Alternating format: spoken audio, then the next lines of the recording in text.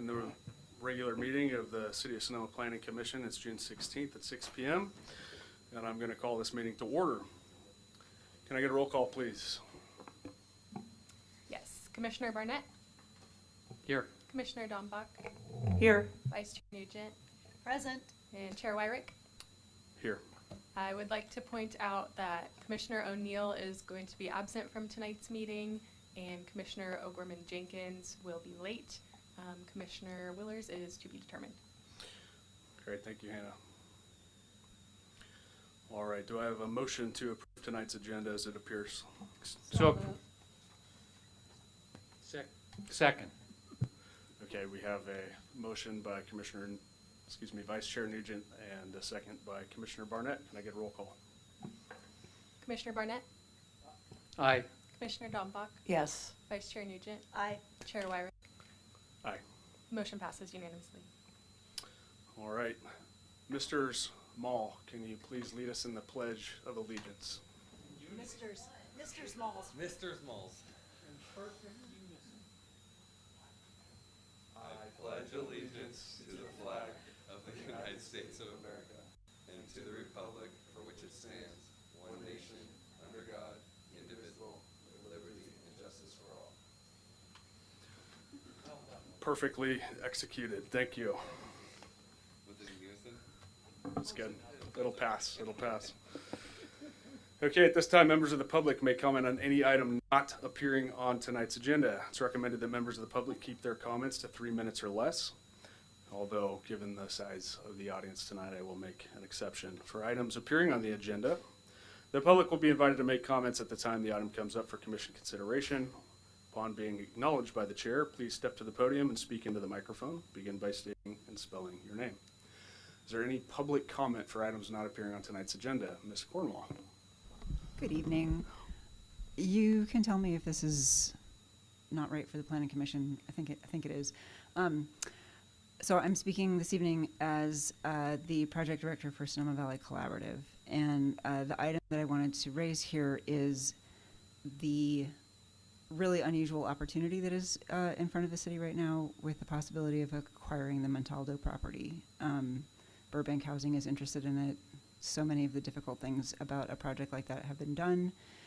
And what could make the deal work is if the city contributes more money to the deal.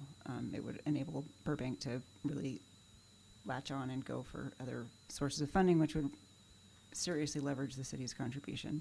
And I know there are arguments out there that the city should let the Housing Trust Fund build and get bigger, but we just hardly ever have opportunities like this. And real estate's only getting more expensive, and so I'm not really sure where to take this ask, if it's to you or somewhere else, but that is the point I wanted to make, that seems a worthy thing to revisit on the part of the city. Thanks. Great, thank you, Caitlin. I appreciate your comment. All right, moving on to the consent calendar of tonight's agenda. Commissioner Barnett. May I ask our development director a question? I responded to a question you asked about dates for the meeting of the Affordable Housing Trust Fund Task Force, but I don't recall getting a response back confirming which date was going to work. I was waiting on one more response. So we don't know yet. No. Okay, thank you. Okay, with that, we'll move on to the consent calendar of tonight's agenda. Are there any changes or edits to the consent calendar?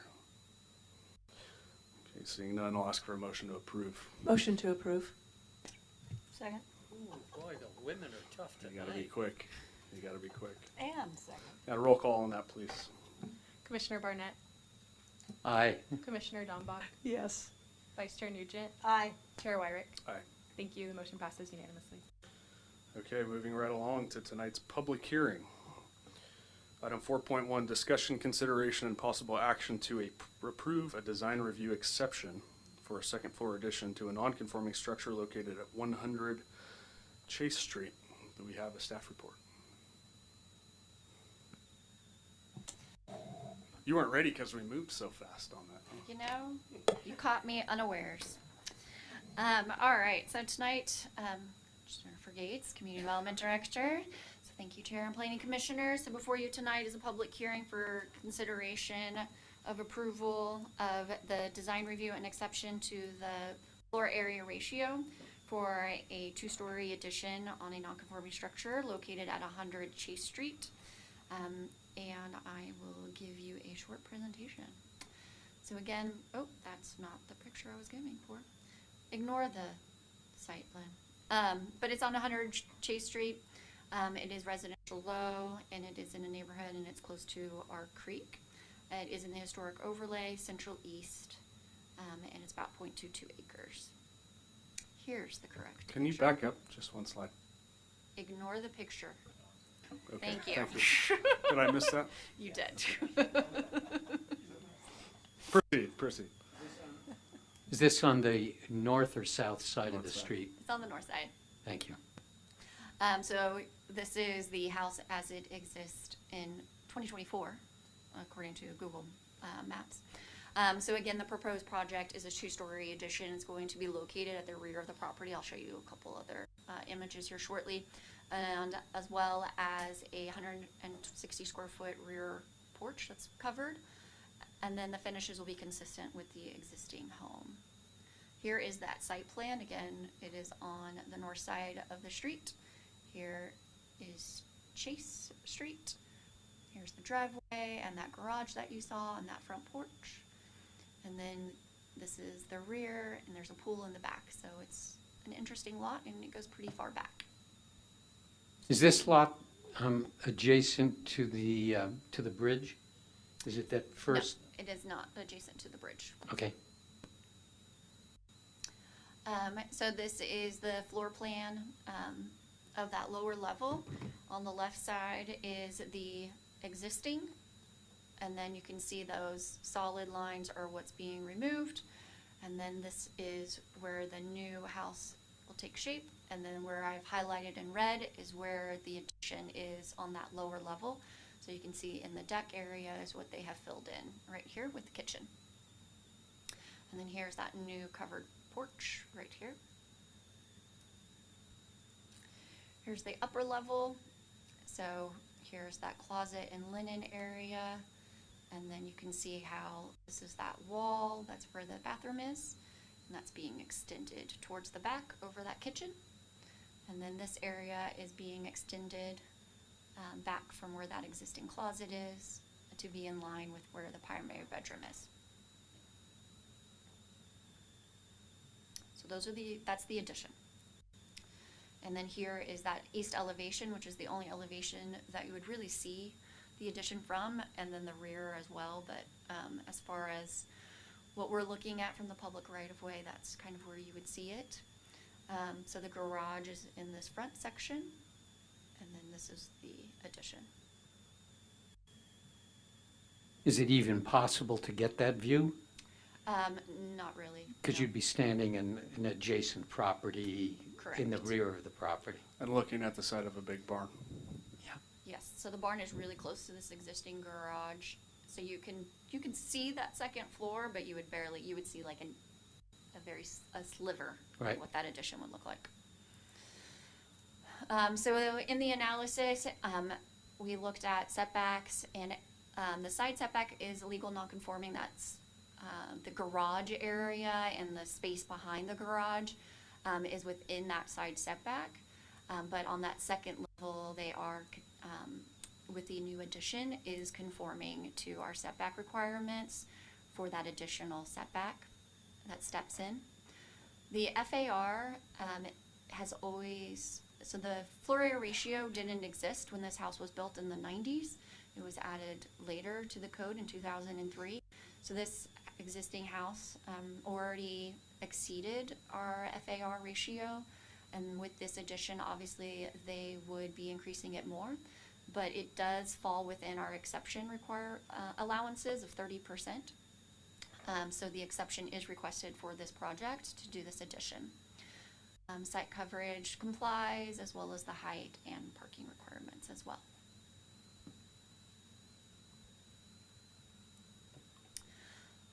So for the design review findings, the project is located within our historic overlay, but the project I stated, is built in the 90s, so it was not historic. And it is an upper level addition, so that's why, for design review purposes, we did need to come to the Planning Commission for their review. It is found to be compliant with the development code and the general plan with that exception, and it does not have any historical characteristics that will be altered, and it will not impact that historic garage in the front, as all of the improvements are to the rear. The proposal is consistent with our adjacent development as well. And additionally, the residence that was built does not qualify as historic, and therefore it does not need to meet any of the Secretary of Interior standards. And the proposal is consistent with design standards and will not impair our local character. For the exception, it was found that the exception to the FAR is consistent with the intent of the general plan. It doesn't change the use of the property. The additions will utilize the existing setbacks for consistency in design and utilization of the site. And as I stated earlier, where the additions are do meet our setback regulations. The additions to the rear are not expected to impact any neighboring properties or result in any negative impact on public health, safety, or welfare. So with that, staff's recommendation is for Planning Commission to adopt the resolution approving design review and the exception for the two-story addition located at 100 and Chase, including approval of a categorical exemption for Class 1, subject to the findings and conditions of approval that were attached to the staff report. And that concludes staff's presentation, and the applicants are here, the Moles, Mole Brothers, are here. So they will be happy to answer any of your questions that I cannot. Great, thank you, Director Gates, for your presentation. At this time, I'll ask for any ex parte communication that commission members may have had with the applicant. Okay, I need to disclose a very brief and general conversation with Casey Mall about this project in a social setting. And with that, does any member of the commission have questions of staff before I invite the applicant forward to speak? Seeing none, I'll invite the applicant forward if they wish to come and address the commission.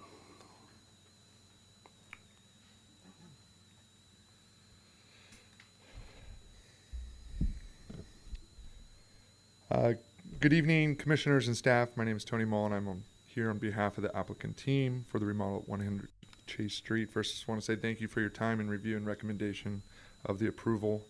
I don't want to duplicate everything that was done and already said. This was pretty straightforward for us, just a minimal FAR addition. I think looking for curb appeal too, everything's in the rear of that property. Everything is tree lined. Of course, trees can come down, but it's not going to add anything of disvalue from any neighbor.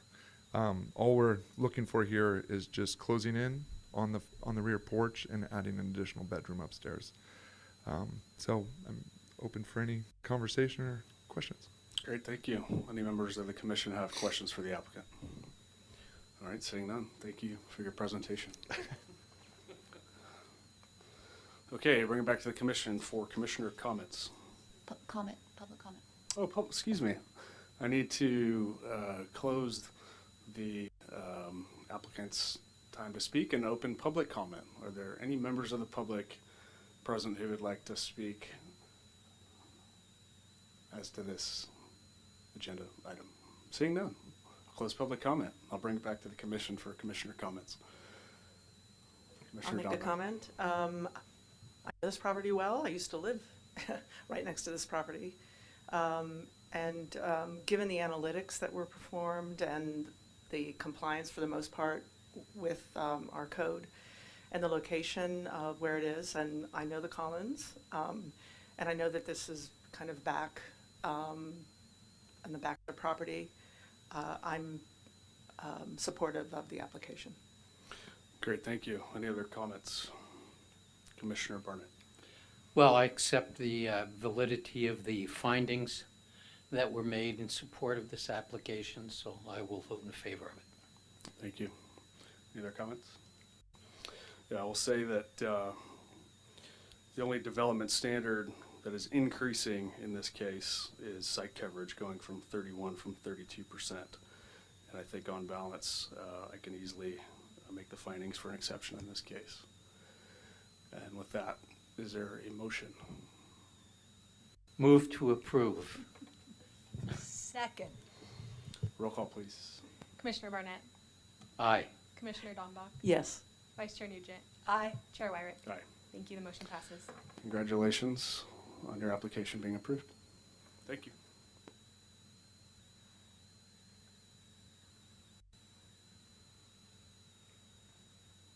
Thank you.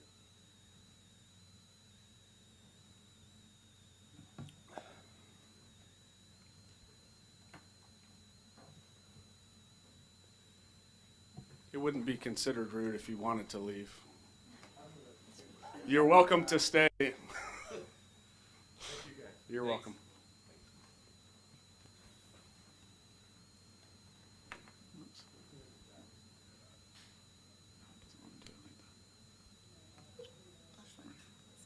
That's fine. Does it let me? Okay.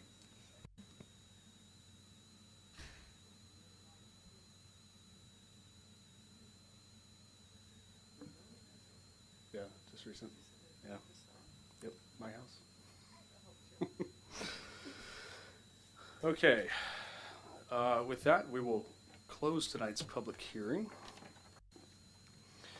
And we will move on to items for discussion. Where's my... All right, item 5.1 is a study session to discuss amendments to an ordinance of Sonoma Municipal Code, Title 18, Signs and Display Advertising. Staff report. Well, good evening, Commissioners. Back again to talk about the sign ordinance. So, kind of just recapping from where we were last time, there was some suggestions for edits regarding temporary signs, banners, talked about electronic signs, and then just clarifying the language so that the requirements are in line with each other. So since then, those edits have been made. There was a draft that was provided to you guys as an attachment, and let's see. And so some of the updated language that we'll be talking about tonight also is going to be regarding the master sign program, the temporary signs, just overall general sign standards, which we weren't able to get to last time. Some of the exempt signs that are allowed, administrative review as a whole, the allowed sign types for each zoning district, and then real estate signage was also brought up.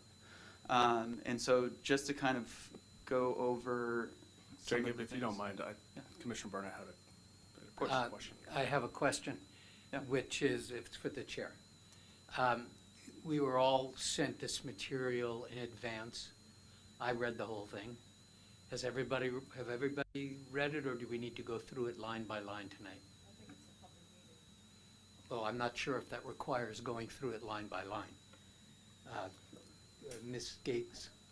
So I think there's some specific questions that we still have. We don't need to go through what we did update. We can go just straight to the questions that are remaining in the ordinance and get those answered. It's actually not a public hearing tonight. It's just going to be items for discussion because we're still working on that ordinance. And then we'll bring forward that ordinance probably next month. I think in the interest of concision. And I I'm sorry. As did I. Today. Okay. Yeah, so I was just going to go through and clarify some of the things that were added, some of the things that we went over last time, just so that you are aware. So one of the questions that comes up involves the administrative sign review. So this is at the beginning of the ordinance itself. This is regarding what is required for permitting on these signs. Part of that was trying to determine whether there would be a max aggregate or max number of signs for each zone. It doesn't specify in the general standards, and I was trying to think about how to specify that. Currently, it would be based on the area, the max square footage for each type of sign. So in that regard, someone could have a wall sign and a post sign and a monument sign and all these things that meet the max square footage, but we don't currently have with this ordinance a max number of signs or max aggregate. So I just wanted to clarify whether that's something that we would like to see, if we feel that the max square footage for each type of sign is enough to guide people's decision-making on what kind of signage they would like, and whether they're going to have more signage than necessary or not. Are we going to discuss these items one by one as Yes. we go Yes. through it? Okay, well, I would say I'm leaning towards a max aggregate. Okay. I think otherwise, I'm just concerned that you end up with someone who goes sign crazy. Yeah, So I don't disagree. aggregate sign square footage, or like total for a business, or aggregate in the sense of number of signs. So right now, administrative, it's 2 signs. And so that's where my question, I just want to be clear, it's aggregate square footage. That was my interpretation. of That was my Commissioner Barnett's comments, interpretation. and that would be my sentiment as well. Yeah. So if that's the guidance, then I'll go ahead and I'll kind of consider what the max is. Is there any Are there any idea in terms of? differing ideas about? Okay. Okay, so I'll go through basically each of the max square footage for each type of sign and just consider a max or aggregate that makes the most sense for all signage. The next question that I had that came up is whether the exemptions, as you've read, there are 2, which is for changes to face or copy and then normal repair and maintenance, and whether there should be other exemptions considered for administrative permits. For changes to the face or copy of an existing sign from one tenant to another without changing the size of the sign or anything else about the nature of the sign. So that would be a change of the wording, you That is mean? correct. What about replacement? That's not technically maintenance, but does that fall under maintenance? Like the physical replacement of, Is it for the purpose of, and do you mean in regard to making it the same? Like it would just be like for like? I would, it's a question. I mean, Yeah. if somebody wanted to, if it's not a maintenance issue, but somebody wanted to change the format, is that something that we would feel comfortable? It's not exactly like for like, but maybe it's the same aggregate, it's the same size.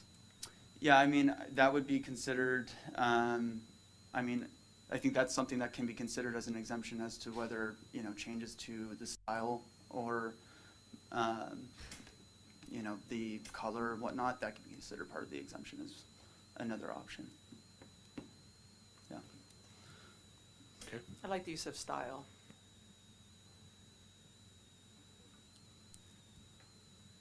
Okay. So that was one question.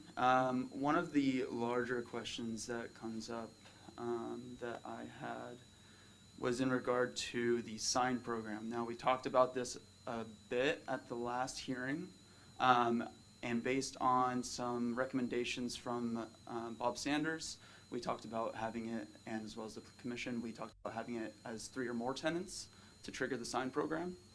And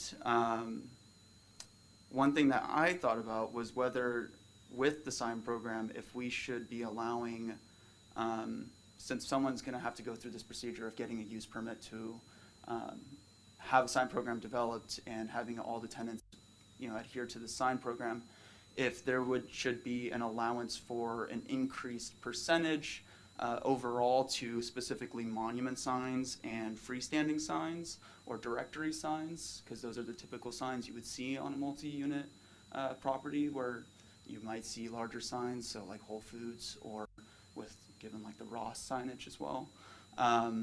It doesn't currently include allowance for a larger signage than what's allowed in the tables. And so that was something I was considering maybe to be included as part of the sign program. So in what circumstance would somebody seek to increase the size of their monument sign? Is it to add a name or add a business?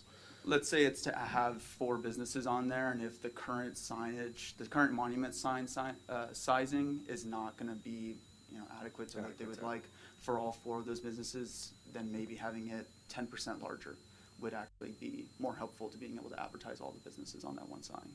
Okay. How would we cap that size? So let's say there's 7 tenants, and is it 10% for each? Do we understand what other municipalities do around that? I've seen in the past when I've looked at master sign programs, just allowing a larger aggregate for the monument sign, like each sign on the large sign, or on the monument sign, or on the post sign. But I've also just seen percentage increase, like overall to the monument sign itself, and then it's up to the tenants to decide, or the owner to decide how large each sign can be on that monument sign. So is your proposal just no matter how many tenants, it's a cap at 10% increase? Yeah, because no matter what with the master sign program, it's going to be 3 or more tenants. So if we were to allow a larger cap on monument signs and post signs overall by 10% or by 15% or whatever the commission decides, then each of those tenants would be able to have potential larger sizing on that sign.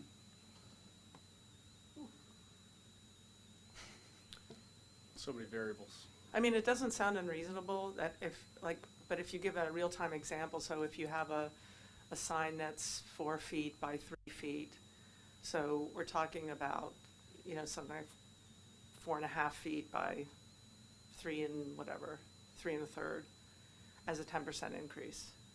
So, I mean, thinking about that, it doesn't sound unreasonable to me.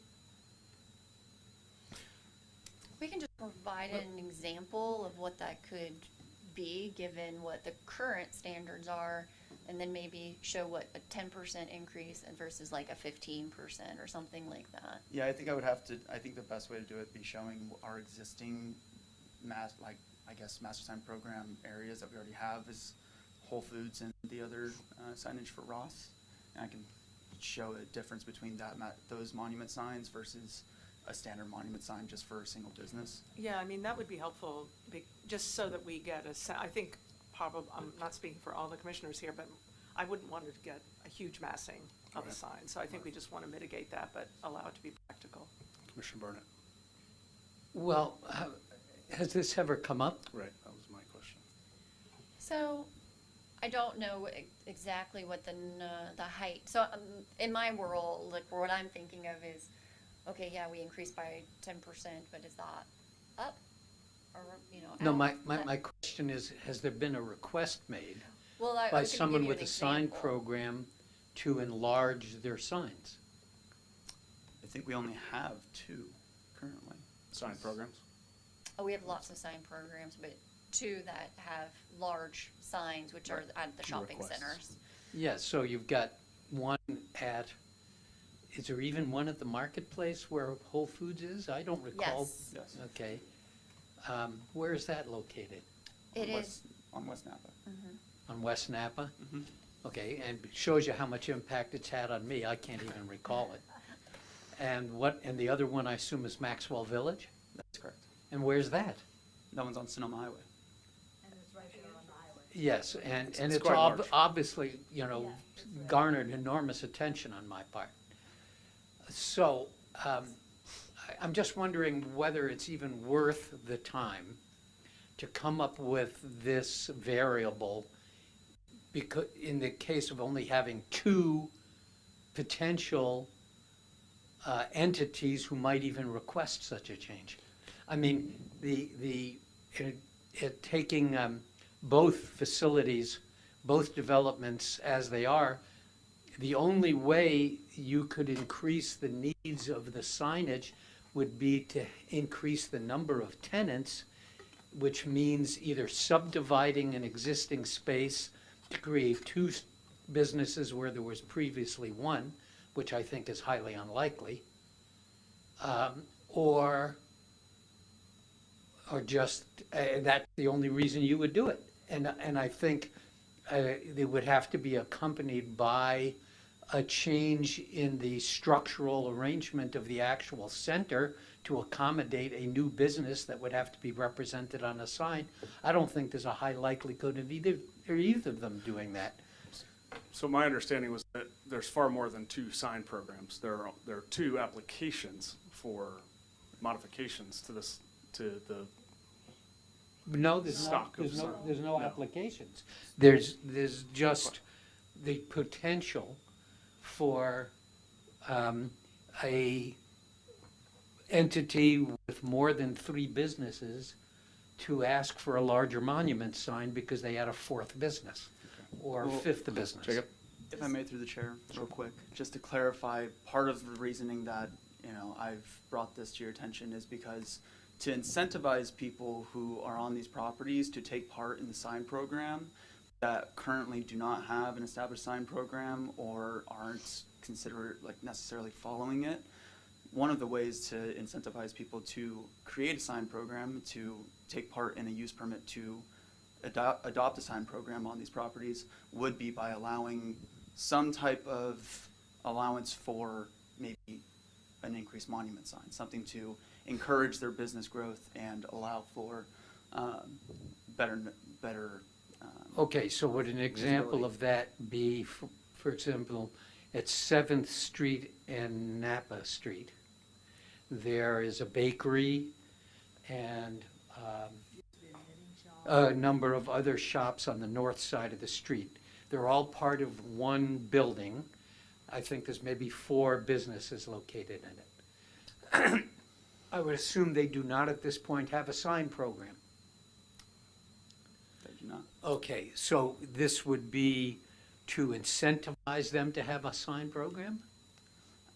In terms of us asking for tenants to apply for a use permit to create a sign program when they are applying for new signage. But at the present time, I just want to understand the process we have at present. At this point, if one of the tenants, let's call it a 4-tenant property, changed and went from a bakery to a shoe store, the shoe store, under the present circumstance, would apply for a sign permit to change their sign.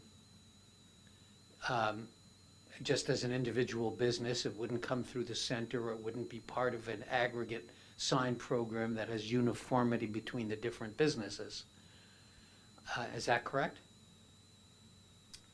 They would be applying for an individual business, a sign permit for their Okay. individual business. And why would we want them to create a sign program in a situation like that? I mean, from my perspective, I kind of like the fact that these 4 businesses can create a unique identity of their own and not have to conform to a standard sign program that, works well in a large aggregate development of the size where Whole Foods is or Maxwell Village, but would, I think, begin to impose a sort of uniformity to smaller operations, smaller buildings that presently don't have a program like that at all. I think that is what is up for consideration as to whether the master sign program should be considered in this case or not. Okay? Commissioner Dunlap. I have a question and a comment. I'm going to ask it more succinctly. What is the value to Sonoma of having a sign program? If you wanted to incentivize it, what are you trying to incentivize? What's valuable to us? Aesthetics and character for the area. So basically, instead of people having signs across a building, you want a monument sign or another kind of type of sign along the road? Just more uniformity between all the businesses in a location. And the value to us is Aesthetics. uniformity? So I would say the value is also for the property owner too, because we're creating something that then when the businesses come in, if you meet all these little parameters, you don't need to come for a use permit, or you don't need to come for the sign permit anymore, because we've already defined what the parameters are for each sign as they come in. And it doesn't necessarily mean that that master sign program has to say it's gonna be, and I'm just gonna use the shopping center over here, brown with white lettering and, has to be wood, you know, it doesn't necessarily mean all that. It could be, it needs their wall sign is gonna be this size, window signs are gonna be this size, and we're gonna have the monument sign. Cause usually in those larger ones, they will say, okay, you know, this store and this store are anchors, so they get the larger sign, and then smaller ones can purchase the ability to go in this, and this is what that's gonna look like. That's what the overall master sign. I'm not finished. And so with the one that he's talking about, it is like that in the sense of they have that one monument, but they all have individual signs above. And so there can be creativity still allowed. It's just setting the box. What is that parameters of what we're looking for in that box? That may be different than what our just regular standard is. Okay. I mean, from this conversation, I don't see that as tremendous value personally, but what I do see as valuable is our effort to streamline the ministerial process. And if adding a 10% buffer streamlines that process so that it doesn't have to come in front of this design and review or this commission, I would be supportive. You know, I understand what you're saying, but again, some of the creativity is what makes it interesting. So from my perspective, I would support it from streamlining a ministerial process so that they don't have to come forward. Yes, there may only be two, but we're trying to be forward-looking. So just in case something does happen, I'd rather see it be handled administratively. Thank you. Vice Chair? Two questions. Where Sonoma Market is located, do they have a monument sign? I can't picture it. Yes. They do? Right at the corner. Is it It's right at the corner? diagonal. And my other question is, around the plaza where we have those, they're kind of tall and thin, if you will, all the different panels of the different, like in the Mercado or down the El Paseo or wherever, or the wine alley, where does that fall in monuments, So those would be freestanding directory signs. directory signs? Thank you. Yeah. Great. Commissioner Barnett? Well, first of all, I think the sign at Sonoma Marketplace, while you might call it a monument sign, it actually is just a freestanding sign that is promoting the center itself. I think it's Sonoma Valley Sonoma Valley Center or something like that, and it's large. I perhaps, you know, we're using a nomenclature here that is conflating two kinds of signs. There's the sign at the Sonoma Market, which on the corner is large, but doesn't list any of the other businesses in that center. And so that's different than a sign which lists individual businesses on it.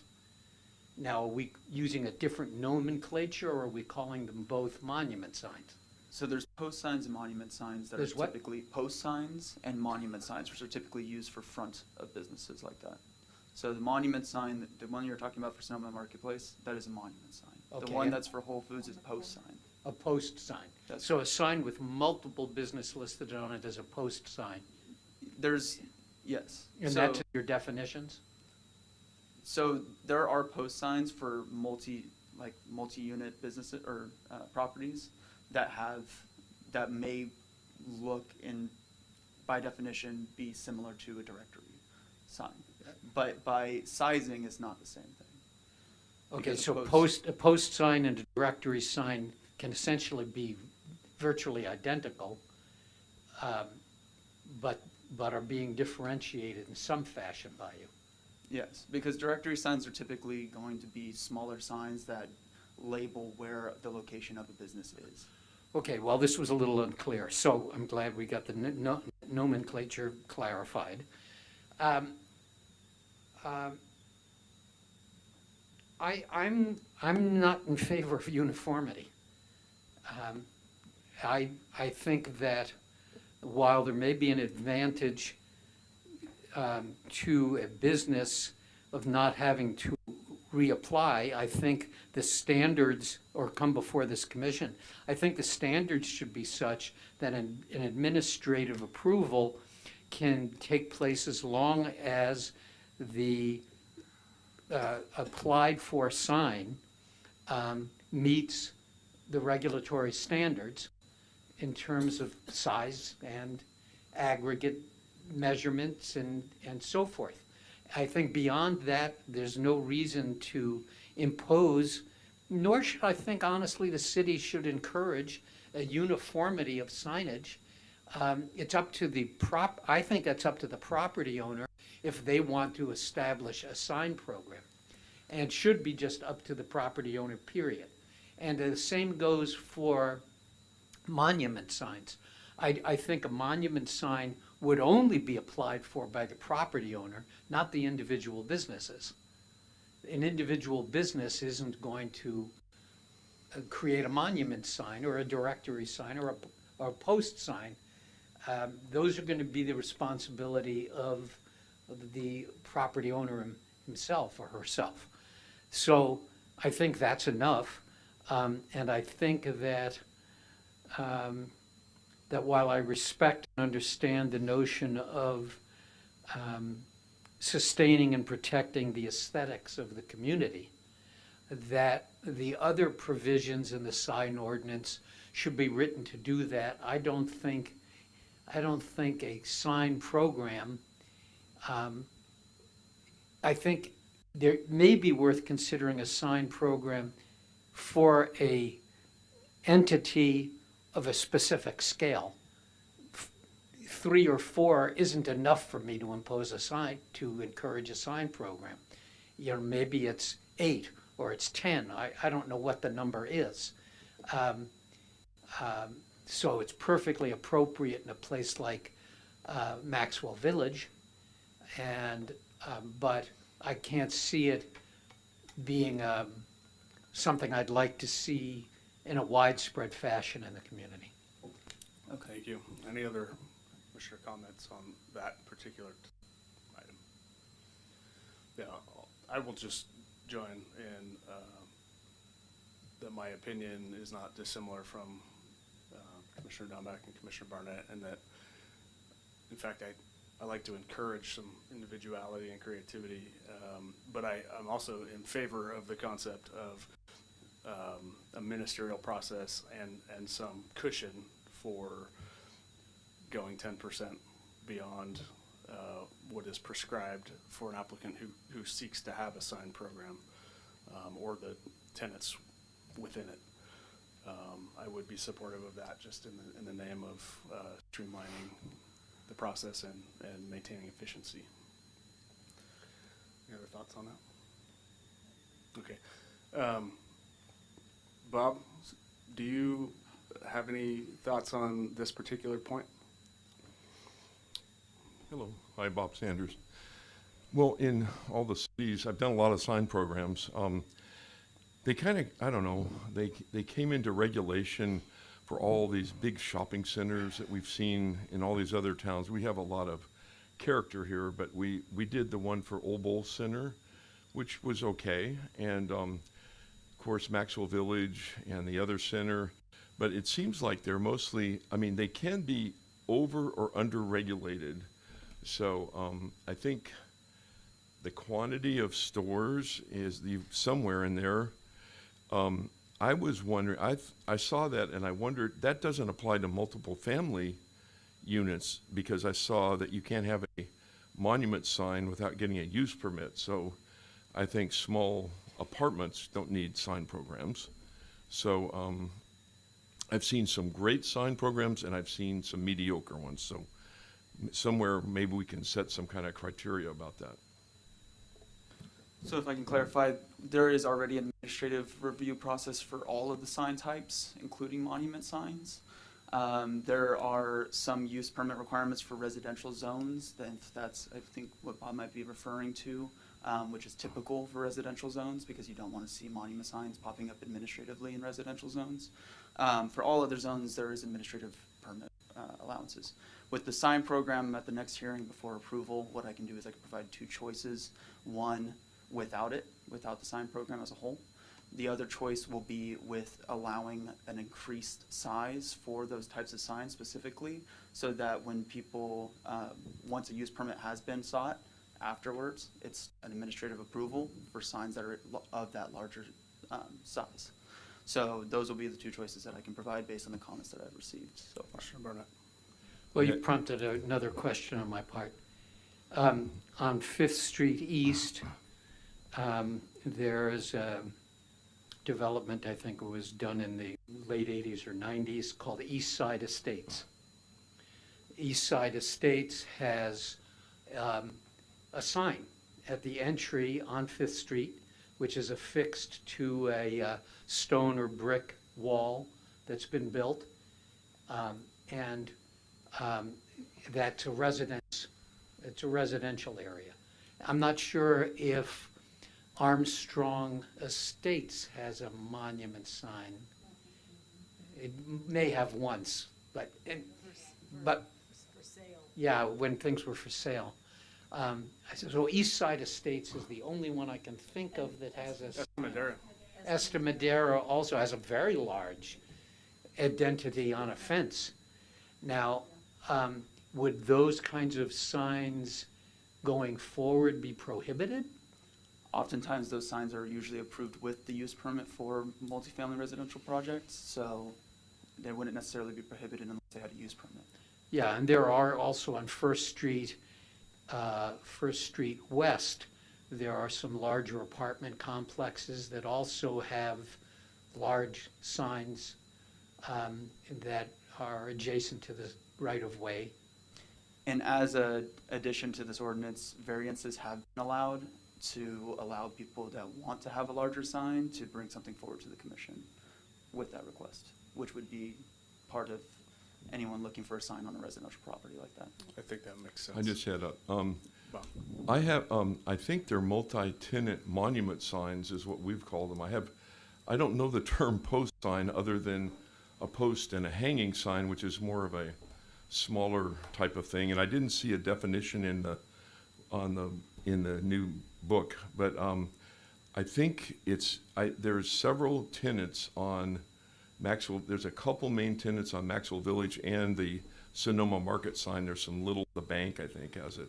So that's something to consider, how to allow a few tenants and the major name of the center. So. Thank you, Bill. Any other thoughts from the commission? Jacob, do you feel like you might have some direction in that? In regard to master plan program, absolutely. Okay, thank you. Moving on. So yeah, moving forward, the next question that I would pose is whether so as we all know, we've approved multiple signs on the plaza and around the plaza. All throughout the city, we've been approving different signs. Many times what we see is that wall signs, window signs come forward for permits. They get approved, they get reviewed, and oftentimes a lot of these businesses will open up and then an A-frame sign will pop up. Now a lot of times those A-frame signs have not been reviewed by us. We haven't had a chance to consider whether it does meet the standards for exempting the A-frame or not. And we know that a lot of businesses like to have these A-frame signs. They like to have these small little post signs in front of their businesses. And with the ordinance that's currently in front of you, there is a requirement for a temporary sign permit, which would include A-frames and those small post signs. Now, because there has not been much interest in providing details on that, and we haven't reviewed them, this ordinance will provide specific standards for what is allowed for A-frames and post signs. But because of the fact that I'm not seeing very many permits come forward or them being considered as part of these permits, I wanted to pose the question of whether we even want to have a temporary sign permit be required or not, or if it should just be based on whatever the sign standards are for those types of signs. And if they want to increase the size of their A-frame or post sign, they can request a variance through a use permit. Commissioner Belbach. Yeah, I see these signs around a lot, and I understand their value. And it sounds like they're not really imposing any kind of safety threat. So I think it's reasonable to have a standard as long as we inform everyone of the standard. And so my question for staff is if we have this standard, this baseline standard, how do we let businesses know and inform them? Because I'm guessing most of them don't even realize. I'm not in support of a temporary permit because I think a lot of people don't even realize. So, but I am, I think it's reasonable to kind of create a size, and because if they want a large one, that would be something I think we would want to review. And also, Commissioner the Nugent. materials in which these A-frames are manufactured, you're gonna run the gamut from aesthetics to safety to, anyway, it might be something to consider. Commissioner Barnett. Well, I have never liked A-frame signs. And so I will confess that for 35 years, I've been arguing against A-frame. I think that the only circumstance in which an A-frame sign can be justified is for a business which does not have street frontage or sidewalk frontage. For example, in the Mercado, where you've got businesses on both sides running down the alley and do not have street frontage. I think that there is the potential value in an A-frame sign for them. But for somebody with street frontage on the plaza, I see absolutely no reason why there should be an A-frame sign allowed. So that's my position. We certainly have to have size provisions for A-frame signs and certain safety requirements. They should be built of the material so the wind doesn't blow them down and toss them around on the street. And they have to be, I think there has to be conditions of their removal at the closure of the day of the business. There ought to be hours in which they're allowed. And lastly, it prompts an interesting question for me. An A-frame sign used to be called a sandwich board. And you'd have someone who was paid to walk around with wearing a sandwich board.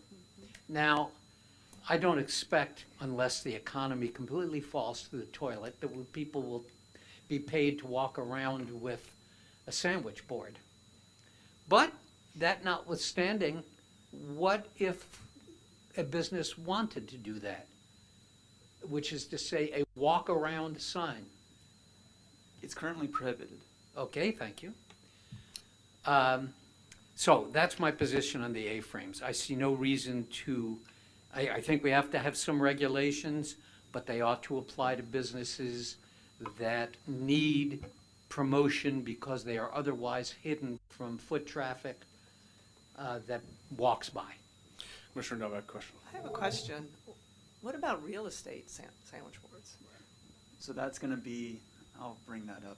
Separate topic. Okay. And I think they're protected.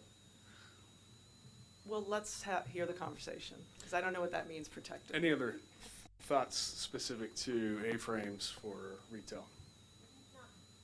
Not too much to add, and apologies for being late tonight. I think I would associate my comments with Commissioner Dambach. I appreciate Commissioner Barnett's thinking on this, but I see the A-frames everywhere, and I do think I'm more inclined to provide some standards and support some standardization of what those should look like, but I'm not sure I would support limiting that to businesses that don't have immediate visibility, just simply because I see them used to promote a lot of different business activities, and I just think, I want to do whatever I can to encourage businesses and encourage traffic into those businesses, and so I would be more inclined to associate my comments with Commissioner Dambach in terms of direction.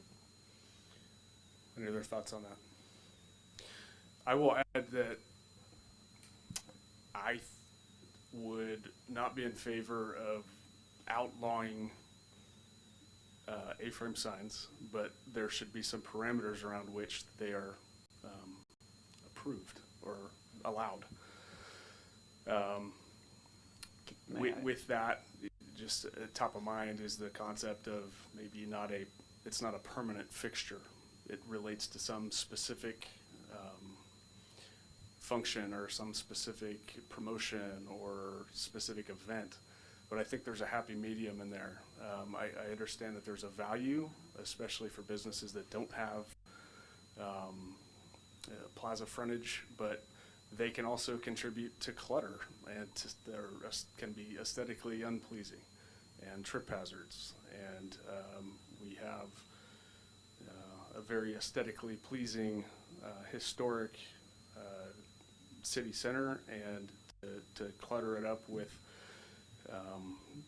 various A-frame signs of, with different construction materials, I think detracts from what we have. But I would not be in favor of outlawing them altogether. I think the devil's in the details. Any other thoughts on that? So you got a gamut. Okay. Yeah, so I think in terms of requirements on the A-frames itself, I know Commissioner Willers had already discussed the materials, which was, I haven't included it yet, which I was going to after tonight's discussion, is for metal and wood only. That was what was considered last time. It sounds like when it comes to the temporary sign permit requirement, I'm getting to the read that that shouldn't be a requirement. But in terms of Commissioner Wirick's or Chair Wirick and Commissioner Barnett's comments, there's some other things to consider in regard to when those are in use or if they're in use. So I don't know if we had a straw poll maybe or something of that sort would be helpful. To my fellow commissioners, I just envision a plaza where everyone has decided to put out an A-frame because everyone is entitled to, and the effect that could have. Yes. I hear you. That's like the extreme situation, but we haven't seen that yet. And so I would rather have a situation where we tell people where they can put the signs, so that it's not a safety issue. I think it gets a little complex when you define what you can put on the sign. So, I mean, what would that look like? A sale, a happy hour? I think if you want to do that, or non-fronting, I think if you want to do that, and I was a savvy business owner, I would just put sale, and then I would put it out. So I think if you want to do that, there are ways that people can adapt to that, but I don't personally think it's tremendously helpful, and I don't want to complicate the process by doing that. And that's just my point of view. Neither do I, and I don't want to dictate what copy should appear on someone's A-frame sign. Well, let me just throw in a few complications. We have mostly diagonal parking all around the plaza. And I have been in the circumstance where I have parked, and in the space, directly in front of the space between my car and the car adjacent to me is an A-frame sign, and it's an obstruction. And I don't want to be obstructed from the sidewalk, and I don't want to have to navigate my way around something with legs that I can trip over. And I don't want to see the city get sued because somebody trips over a sign and breaks their patella. I mean, these are real world complications. Nor do I want to see an A-frame sign saying totally nude candles. I mean, you can get creative and crazy, but you can also get offensive, and you end up with what I would consider to be promotional litter. And so I don't know what people are going to put on their signs, and I don't know how big the lettering is going to be, and I don't know what colors they can be. I mean, are we prohibiting particular colors on A-frames? Not that I've seen yet in the proposed regulations. In our sign regulations, you can't use day glow, you can't use fluorescent, you can't do this, you can't do that. Now all of a sudden we say, whatever you want to do on an A-frame, have fun. So, I think that we're opening a can of worms here. I think it needs more careful thought. And if we're going to try to protect the aesthetics of a historic resource that I think could use a lot of visual improvement in many ways above and beyond what's already happened. I mean, there was a discussion a number of years ago that Kelso Barnett brought up about creating a Sonoma Plaza Conservancy. I mean, you go to other communities and they've got flower pots with flowers hanging from poles, flowering plants. I mean, there's all kinds of ways communities are working to keep their shopping environment looking welcoming and pleasant and vibrant. And the city of Sonoma doesn't do any of that. I mean, the closest we get is banners on poles for big events. Can I call to order that we can focus on kind of what we're trying to do for the staff here? Well, what I'm trying to do is make the argument that A-frames are not, to me, a slam dunk, and I think we need much tighter regulation. That's what I'm trying to do for staff. Okay, so to clarify, and for the sake of staff's takeaway from this conversation, would it be helpful to have a straw poll? No. Okay. I think we probably have enough. Okay. And there are regulations surrounded around what size A-frames are. They're not allowed to be illuminated and whatnot. So Okay. there's standards that are in place for that. But I think we have enough for understanding temporary signs and how to address those in the A-frames, and more will be discussed before making the decision on it. The next question that has come up and has been brought up by Bob Sanders as well as myself is regarding intersections and site visibility, which you can see on the screen. Currently, it does not show a definition for it because we don't have a definition for site visibility. But with the current standards, it states that there needs to be at least 6 feet of distance between the nearest roadway or public pedestrian sidewalk or walkway, whichever one is closer. And I wanted to bring this up to just consider if, based on signage from the time that you've all been in Sonoma, whether the signage seems to have come too close to those intersections, and if there needs to be more visibility, if we should consider more distance, maybe 8 feet. I know Bob Sanders has brought up having monuments at 3 feet instead of 6 feet. So having them closer, same with post signs and other signs. So there's been differing opinions on whether the sign should be closer to intersections or further. We just don't have an established site visibility triangle or requirement for that. And so I'm trying to kind of come up with, do we keep the standard at 6 feet or do we feel that it should change? Thank you. I would like to hear from Bob Sanders first on this. So Wendy and I did develop a A-frame criteria that is in the code somewhere, and they used to take money for the permits for it, but that might help you. Boy, we've got more signs that are close to the property line. When it showed up as 8 feet setback, well, we have about 80 or 90% of the signs are 1, 2, or 3 feet back from the property line. That's the way our community has kind of dealt with it. But through the commercial universe, it's 5 feet is normally a setback standard. Sometimes we've gotten into situations where we'd have liked to had a 2-foot setback to have a double-sided sign, and it would have been okay, but it didn't work out. There's one that you did for the tire guy that's 1 foot.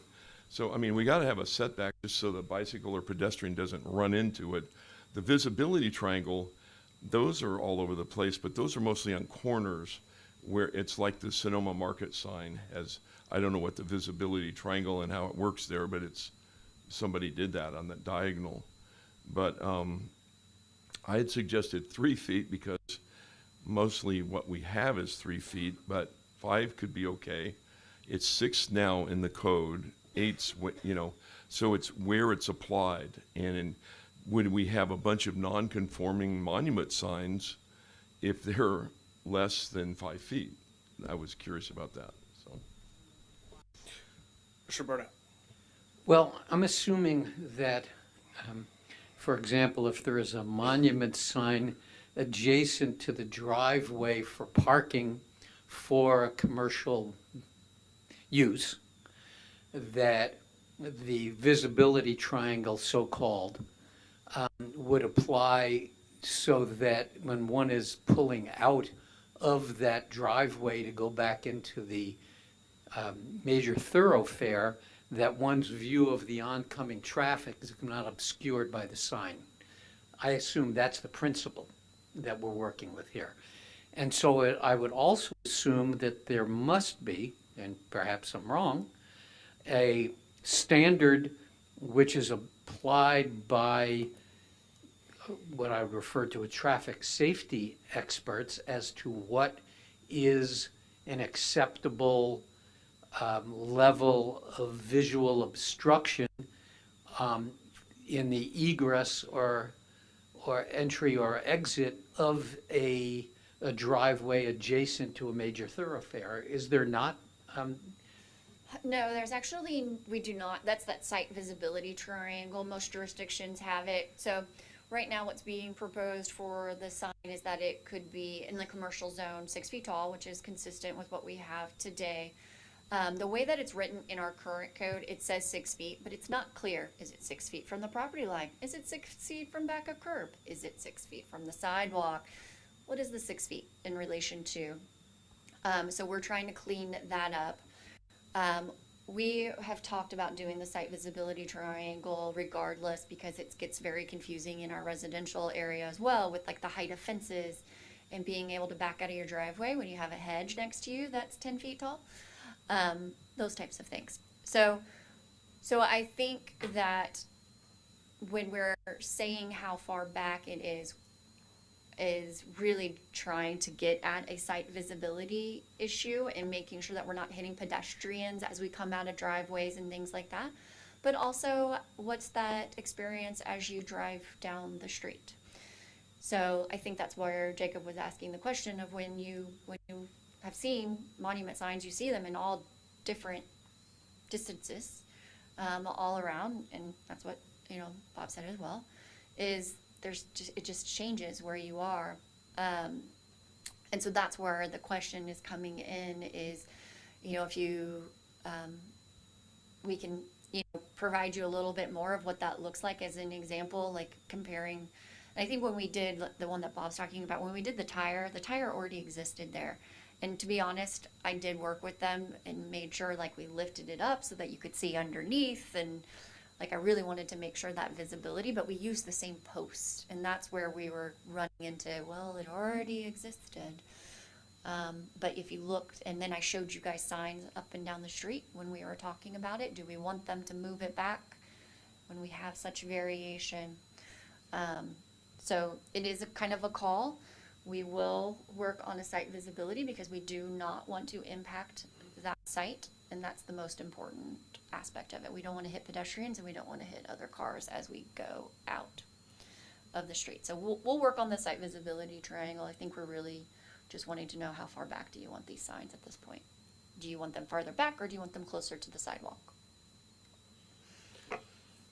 Well, I would want them farther back. What I heard tonight was that there seems to be a range, and so maybe an idea is to have a range from like 3 feet to 5 feet or something. Because if we push it further back, does that mean the folks that already have signs would have to push those back? Okay. Any other thoughts on that? So remember, any signs changes that we make, it just means sometimes that those signs will be existing non-conforming. We are still allowing change of copy. So, I mean, if you've ever seen some of our signs in town are really, we've kind of got the older tall signs, and then we have newer signs that are going to be like the chevron is nice and low because that complies with our new monument sign heights and things. And then we used to have pole signs that got us a big, maybe a shell sign. I can't remember if our shell's up high or not, but I think you're understand what I'm saying. We can change the copy within it, but if we take down that whole system, then yes, what goes in and to replace that would comply with what's new. Great.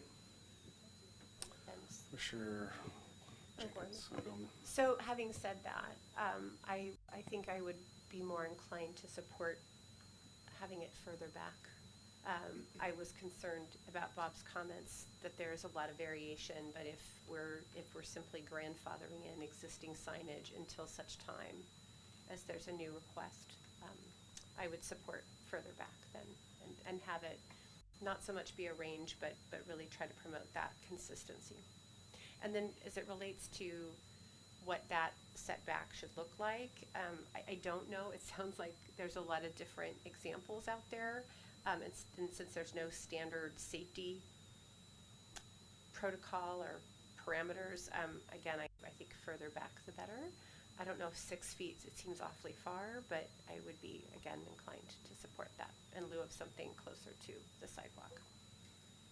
May I ask a clarifying Yes. question? So if, just to follow on that, if we were pushing them back to like 6 feet and it was from the curb, then that would take into consideration a sidewalk, is that correct? That is correct. So sidewalks are 2 feet, is that what they are? Oh, How wide they are? Yeah, They're for- typically about 7 feet.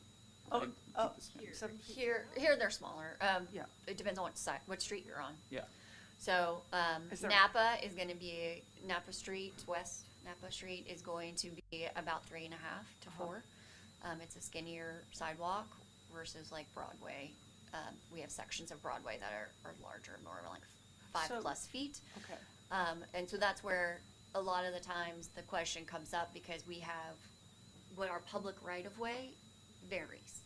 And that's why sometimes you see parcel lines that may look like they're right here, but the neighboring parcel line may actually be here because we haven't taken right of way yet. So that's where I was going with, it's easier to measure from back of existing curbs Yeah. than it's going to be from like a parcel line that's kind of imaginary in space. It's real, but here. And that's why it was the nature of my question. I wanted to ensure that there was that right-of-way space. And so it sounds like if we started from the curb back, we would compensate for the various variation in size. Okay, I'm supportive of that. As am I. Sorry, just to clarify, it's from back a curb and not Yes. from the nearest walkway? From the curb.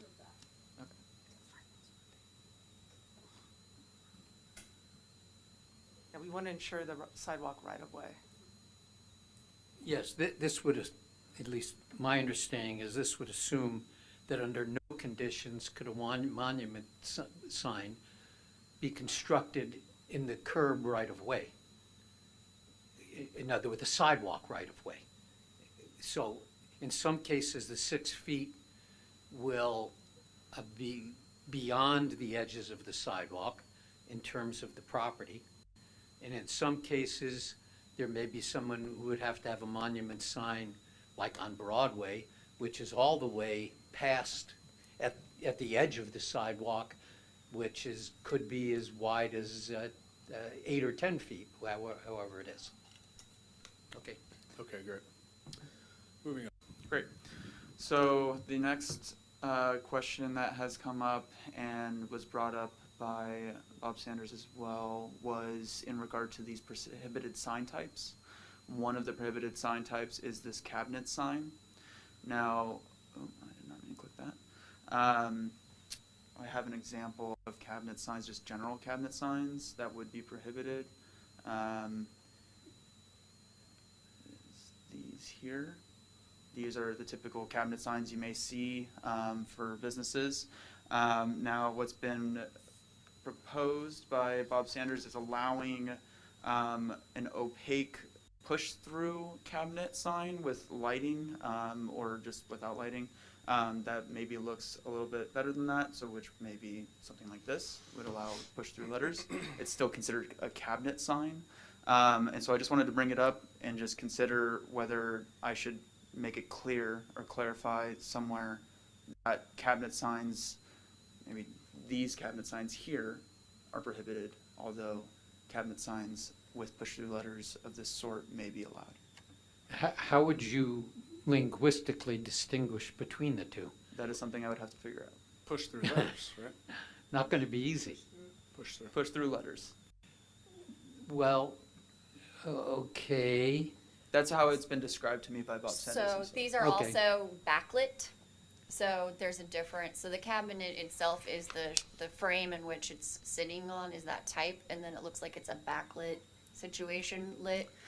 An example of an existing cabinet that we have is that if you go up one, they have these opaque covers within. So Wells Fargo is an example of this, and so we worked with them to make sure that it was solid in the red, and so that you weren't getting a red glow and the white letters. I think that's what we're working on with these cabinets, is trying not to make sure the whole sign is just this one big light source. So, yeah, everybody wants to get rid of old bright cabinet signs. They're, you know, passe, but the industry has, we did the signs for Sonoma Fit, and the cabinet had these rounded ends that we did, and the face is routed out, and then the letters are pushed through. Sometimes they just put a piece of acrylic behind the routing, and there's no push through, which is okay. The push through is more attractive and cooler to do. So, but I don't know how, I would say the key is to have an opaque background that lets no light in other than the letters. Only the letters or logos can be illuminated through the opaque background.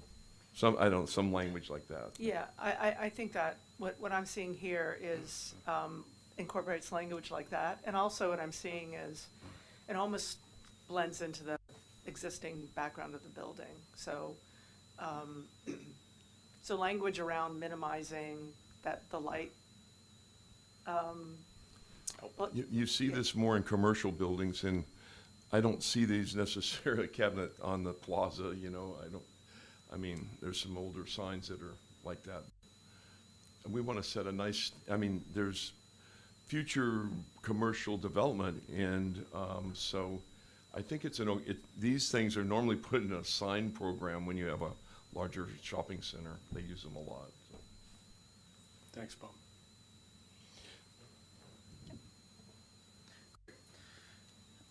So one of the next questions that has come up.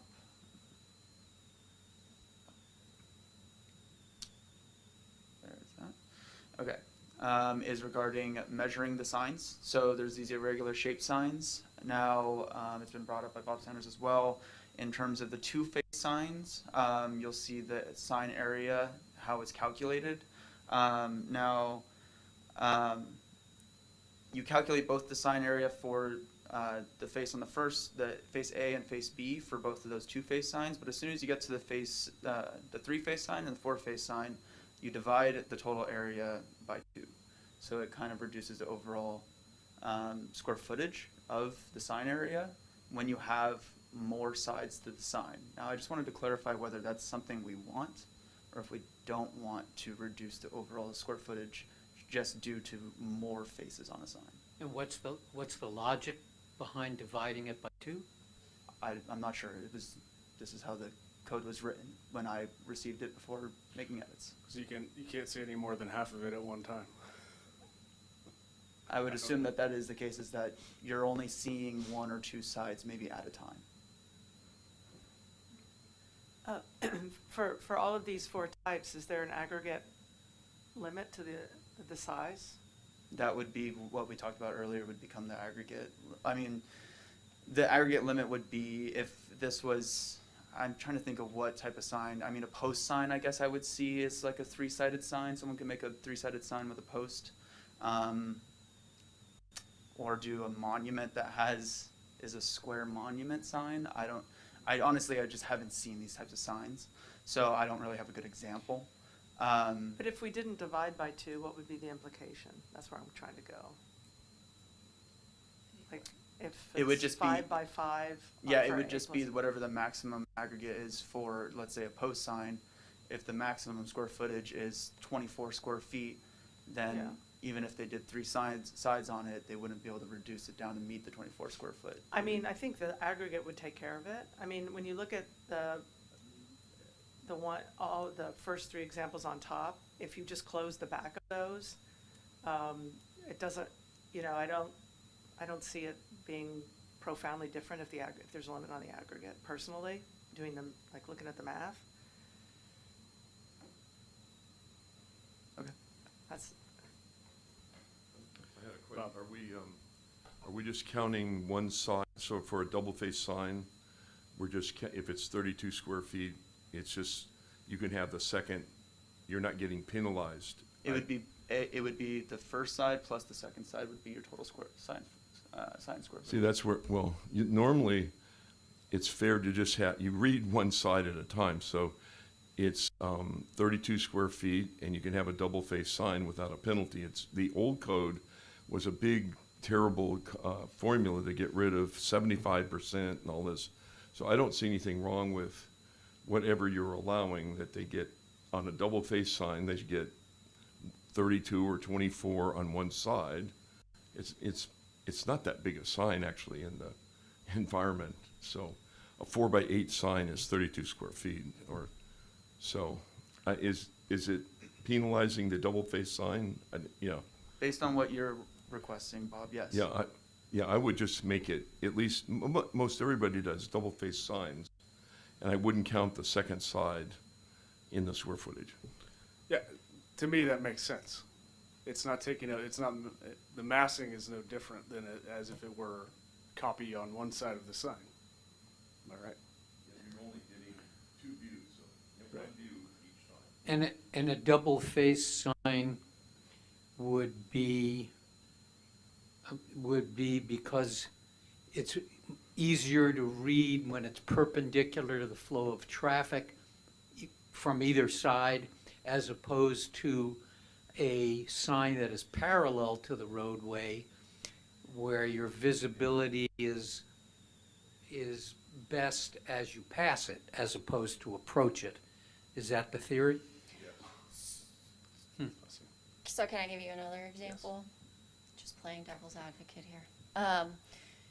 So going back to the Sonoma Market sign that's on the corner, let's say that that's, I don't know what it is, 20 square feet plus.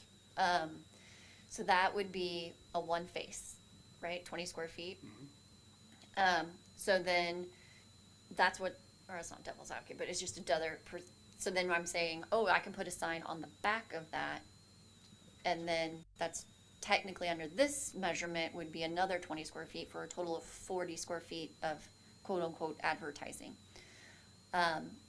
Or you say, if you want both sides, I need you to reduce to 10 on this side and then 10 on the other side for a total of 20. So I can either be bigger on one in one way, and then, but if I do the same on both sides, I can be smaller and get both sides. That's the difference. And that's what this is measuring, is saying I can be 20 square feet and do one side, or I can do 10 and 10 and then. yeah, that's what I meant by the aggregate. Like, if we set whatever the max is, then that's the So max. who cares how many sides you are? Because you're, with this type of sign, you're allowed 20 square feet. So however many sides you want to put on it to create it. So what Bob is saying is, don't count it. If it's already on one, then it doesn't count on On the a other. double-faced sign. Yeah, it doesn't count on the Just other. Yeah, the that double makes sense, though. Because that's Okay. mostly what we manufacture and build, and they're useful at the perpendicular. And they're really not that big in the environment from the distance. I just wanted to make sure they understood the difference of what we Yeah, were saying. if it's V-shaped, actually, it's a little easier to see. I don't see penalizing a not too big of a V, but a small V is okay, and not penalize the second sign. I don't see any point Yeah, in that. it's really the massing. So Okay. having one sign isn't increasing your massing. You're just Okay. doing something on both sides. That's fine. That's what we just wanted to make sure. So so that's the top row. So on the bottom row, when we're saying ABC, ABCD, that one we're saying don't divide by 2. We're saying just whatever that max is that's allowed. Because it's max So if it were 20, then it would be divided by 3 five on each faces side. or Yeah, 4 on each faces. side. Okay.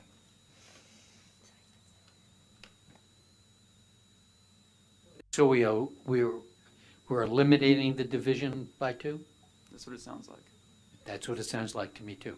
And then the 2 face, we're getting rid of A plus B, we're just saying one side. Yeah. Yeah, the calculations on this pretty much is, trying to figure out whether we're eliminating some of these calculations or maintaining what it's stating on this image, because as we just discussed, it kind of limits in some way. Okay, thank you. Okay, so the next item, we're getting close to finishing where we getting through everything like we wanted to last time. Okay, so the next item, and I know that there was discussion from the lighting ordinance ad hoc, from what I understand. So there's some of those items that have been discussed there will be incorporated in this and have kind of already been. I kind of double checked to see what kind of characteristics would be similar in regard to downward lighting and shielded lighting, making sure that things don't spill over to other properties and whatnot. One of the questions that comes up with this, and there's been different decisions at different hearings for lighting on signs.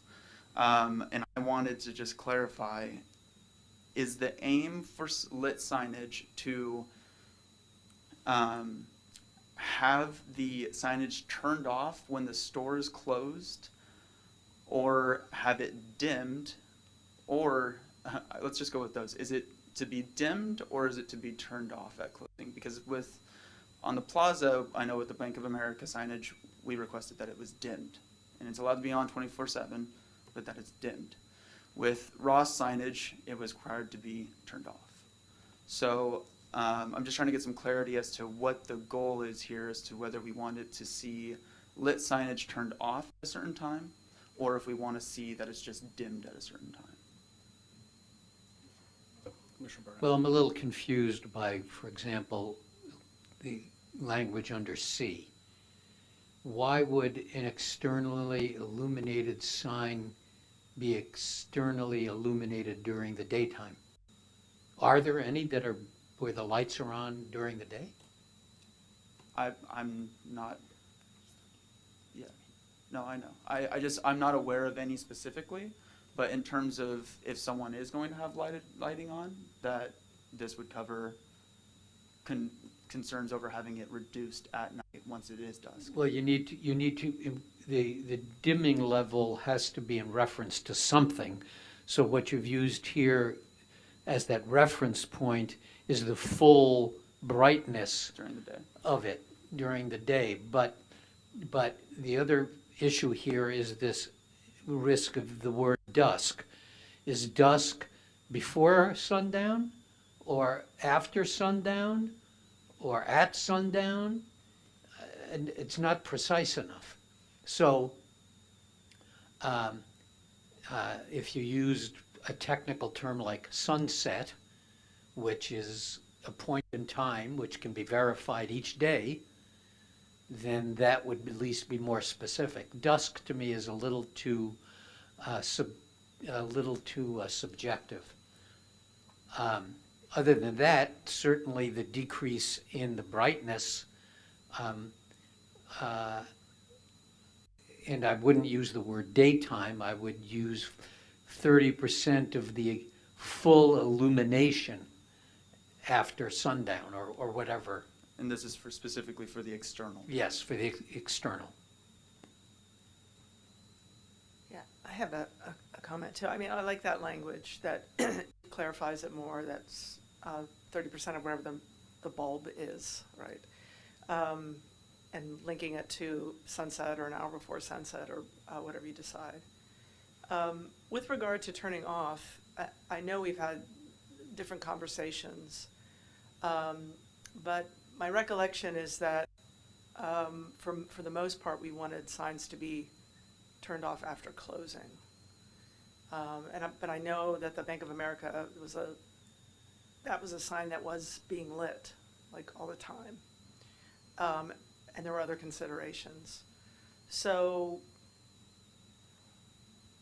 if it's not after closing, there probably should be some period of time, midnight, a few hours, that we probably would want most of the lights out anyway, part of the dark sky ordinance. So typically what I've seen in many other jurisdictions as well, is that you would typically state that the signage is turned off at store close or at 10 p.m., whichever occurs last. And for instance, I don't mind the 10 p.m. because the Sebastiani is lit. I mean, there is some, even though the town rolls up, there may be some activity, and mostly we close things at 10, so that seems reasonable to me. Other thoughts? I would be supportive of that language that you just indicated. Question, if you don't mind, Yes. Mr. Chair. I recall one of the last conversations we had, and it was illuminated lighting on a new wine tasting facility, and we did ask that it was closed, it be turned off after closure, and I actually have thought about that since, because I think they closed at 5. So the whole point of having the lighting is to allow them to advertise after hours. So my assumption is if we were to approve this, that standard would apply to everybody, or would, once that was passed? Because I like the 10 I mean, that's in PM. regard I like to the 10 whether we PM take and I like action. the dimmed. I like where we're going, and I think that's So if we more wanted to appropriate. apply it to everybody, there is something that we could do around that, and it's usually a compliance request, and you give a certain period of time for compliance around that.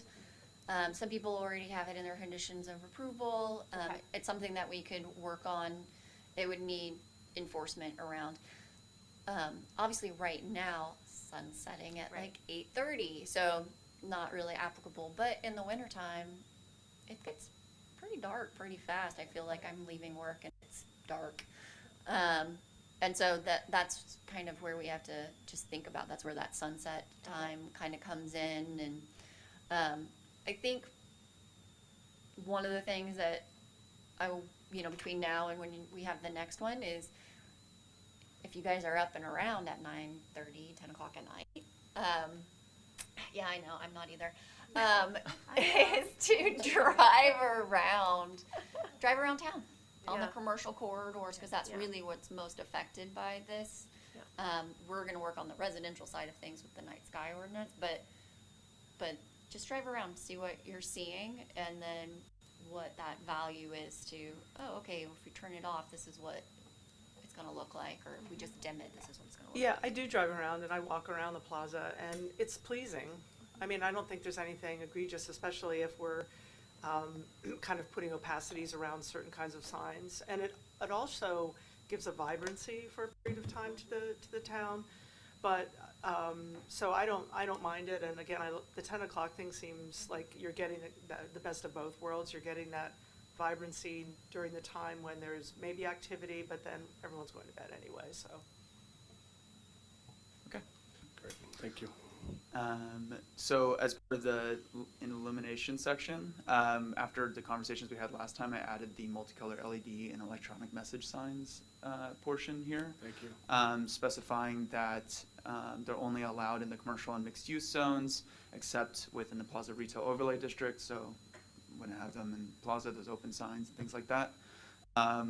And that they would be included in the total area for window signs, and that it's not to exceed 2 square feet.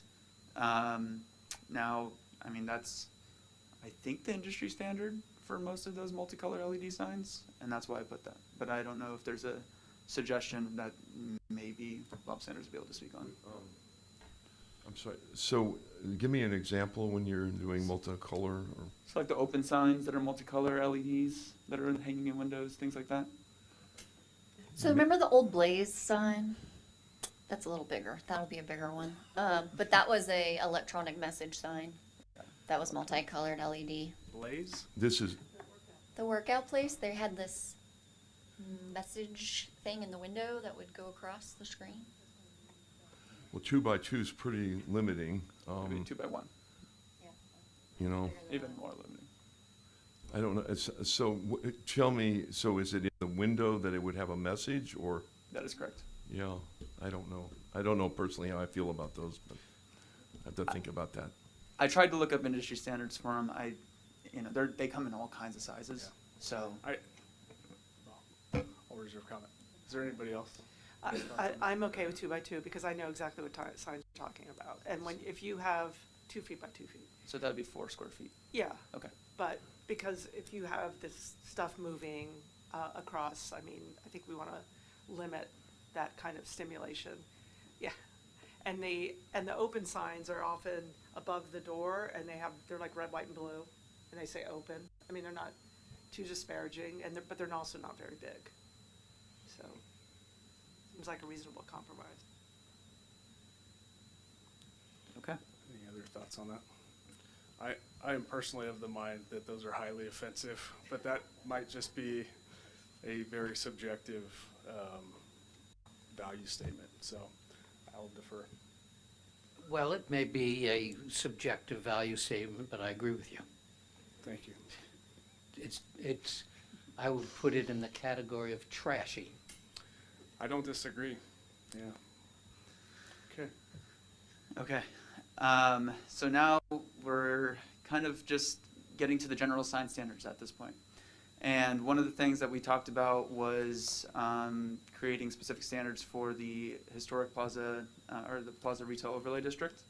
Now, me coming up with those sizings that should be required specifically for that district is, I guess, a little difficult for me to determine because when I walk the plaza, there's a lot of different sizes.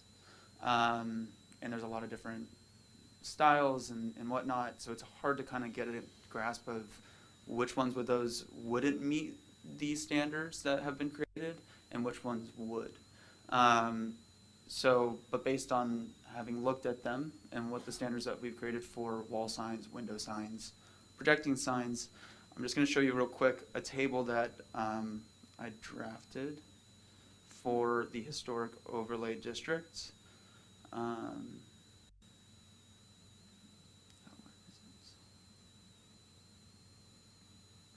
You know what? I don't think I have it in here. But you can see here the sign type and the allowed sign types by zoning district.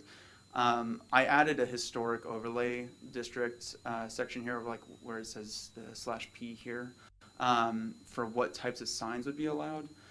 The ones that I did not include in here was the building mounted directional signs for the historic overlay, just because in the plaza you don't really need the directionals, I don't believe, as much as you would at properties outside of the plaza or outside of the historic district. The other thing is not allowing, obviously, the service canopy, and then the freestanding directionals or the monuments or the post signs. Now, those are typically allowed in all of the commercial zones, but for historic, I was specifically going to state that those would not be allowed, post signs and monument signs, and the freestanding directional, and then the building mounted directional. Historic. But I can do plaza or historic. Well, presently on the plaza, there are signs that I would refer to as either a post or a monument sign, and they list various businesses. That's a directory. And you're calling that a directory sign? That is correct. And it's called a directory sign. It doesn't tell you where something is, it just has a listing of the businesses, does it not? I mean, it doesn't say two blocks east or 2 blocks west. Directories sometimes will have the address included. These ones in the plaza may not. Not that I recall. I mean, to me, they look like monument signs that are listing the businesses in the area. They just don't happen to be in front of a shopping center. They're on various corners of the plaza. Aren't they typically in front of like the Mercado alley? Or No, I'm thinking of like at the corner of Broadway and Napa Street. There's a sign. Yeah, so what we're talking about are Put those up. the city. So that's the difference. So that's where I was going with. There's the signs that we're talking about here that Jacob is specifically calling attention to are ones that would be put up for private businesses and or multi-tenant. So the Mercado or we have other ones that have directional or directory signage. Sorry, I'm going to say directory, not directional. Directory sign like on their wall to say, here's all the businesses that are within this area. So like in Mercado, when you walk right into that main entrance, you look to the right and it lists all the businesses and where they are. But these signs that the cities put up, how does a business get included The in that sign? chamber, it's with the chamber. Well, no, there's a real reason for it. So Lori Decker and I did all these signs. So anyway, they're made, and sometimes this rule is broken, but they're made to go down the side streets and help people find all the other shops, the Red Grape, or, first all the little shops on Napa to the left by Maya, all those shops. Those corner signs are helping you help the people that are not directly on the plaza. But That's what the concept was. Right, but those are city signs. We're They're city considering them city signs, like a city wayfinding sign program. Has nothing to do with this, so I wouldn't worry about that specific sign type because that is completely different and it's city/chamber ran, mostly chamber. But when we're talking about the signs that are on the buildings, next to the buildings, those are the ones that we're really talking around the plaza. That's why we're saying no monument signs, because we really don't want anything within our sidewalks, right? I think we're really focusing on the plaza itself. Our historic overlay is quite large, and we have a lot of monument signs actually in the Broadway corridor already in front of our historic building. So there's kind of that aspect of it for monument, but I think we're really focusing more on like the plaza I itself. think the only monument I can think about is the Mercado, because the other courtyard, by Chico's or whatever, the one down there has a wall sign. Yeah, that's where I was saying like it's mostly the plaza that doesn't have them. Broadway is Yeah. our historic overlay as well and is a historic district, but it has a lot of monument signs. So I'm actually very confused by this table. So just so I understand what you're talking about. So when we look at freestanding signs, directional sign, freestanding, you have dots where you said was the historic, so that means they are allowed. So, yeah, so dots would mean it's permitted. I actually, like I misspoke, as Director Gates has mentioned, this is meant to be the Plaza Retail Overlay District, so it'd be PROD, not H. Okay. So that's where there's a mistake there. But the line means it's not permitted, the dot means it would be permitted, UP means that there's a use permit required. So, but you said that there's a directional sign and a directory sign. Yes. And the directory sign freestanding is allowed. Yes. I have that currently as allowed. I'm just confirming whether this list of permitted and not permitted signage in the Plaza Retail Overlay District, if it should be maintained as it is, or if there should be signs in here that should be not permitted or be made to be permitted. So you're saying with that directory sign freestanding that it can be freestanding in the pedestrian walking area? Well, it would Is need that to meet right? the standards for obstruction. But Yes, and I think the reason why when we talked about it that it was included is, why am I forgetting for it's not like an business? alley. Yes, it's the, not the Mercado, go around, go on Napa, Melissa Oh, Redmond's. The one by the shoe store? Courtyards, the courtyards. courtyards, yeah. The courtyards have freestanding directory signs as you enter basically the courtyards. There are freestanding directory signs that you see there. So they're You mean appropriately Sonoma placed. court shops? Court shops, thank you. So those exist. They have a sign program. So they're doing a freestanding directory sign as you enter the courtyards. They also have a directory sign On the wall Yeah. that tells you where each business Okay. is. So that is an example of where you see all of it within the plaza, because in that case, it makes sense to direct people right down those alleys into that court shops area. Remind me what a And- projecting sign is. Something that hangs off the wall, perpendicular to the walkway. Sunflower A Cafe. hanging sign. Okay. And so a directional sign is not allowed, but what is a directional sign? Are the signs the chamber built and installed? Are those directional signs? Think about like an entry sign or exit sign for when you're driving out of a parkway or out of a parking lot from a bank, and it tells you the exit's this way. That would be a directional sign. That would be a directional sign. Okay, thank you. I have a question. The Mercado and the courtyard, those are on the sidewalk. They're in the right of way. So that's interesting. It's not on their property. So if someone wanted to do it on their property, this would allow it. That's what this is saying. Right, but it wouldn't allow a repeat of the Mercado sign in the middle of the. It's prohibited to put it in any public right of way. Okay. To put any sign. Any thoughts about this table and what's? Well, if we only focus on the -H, I think that seems reasonable.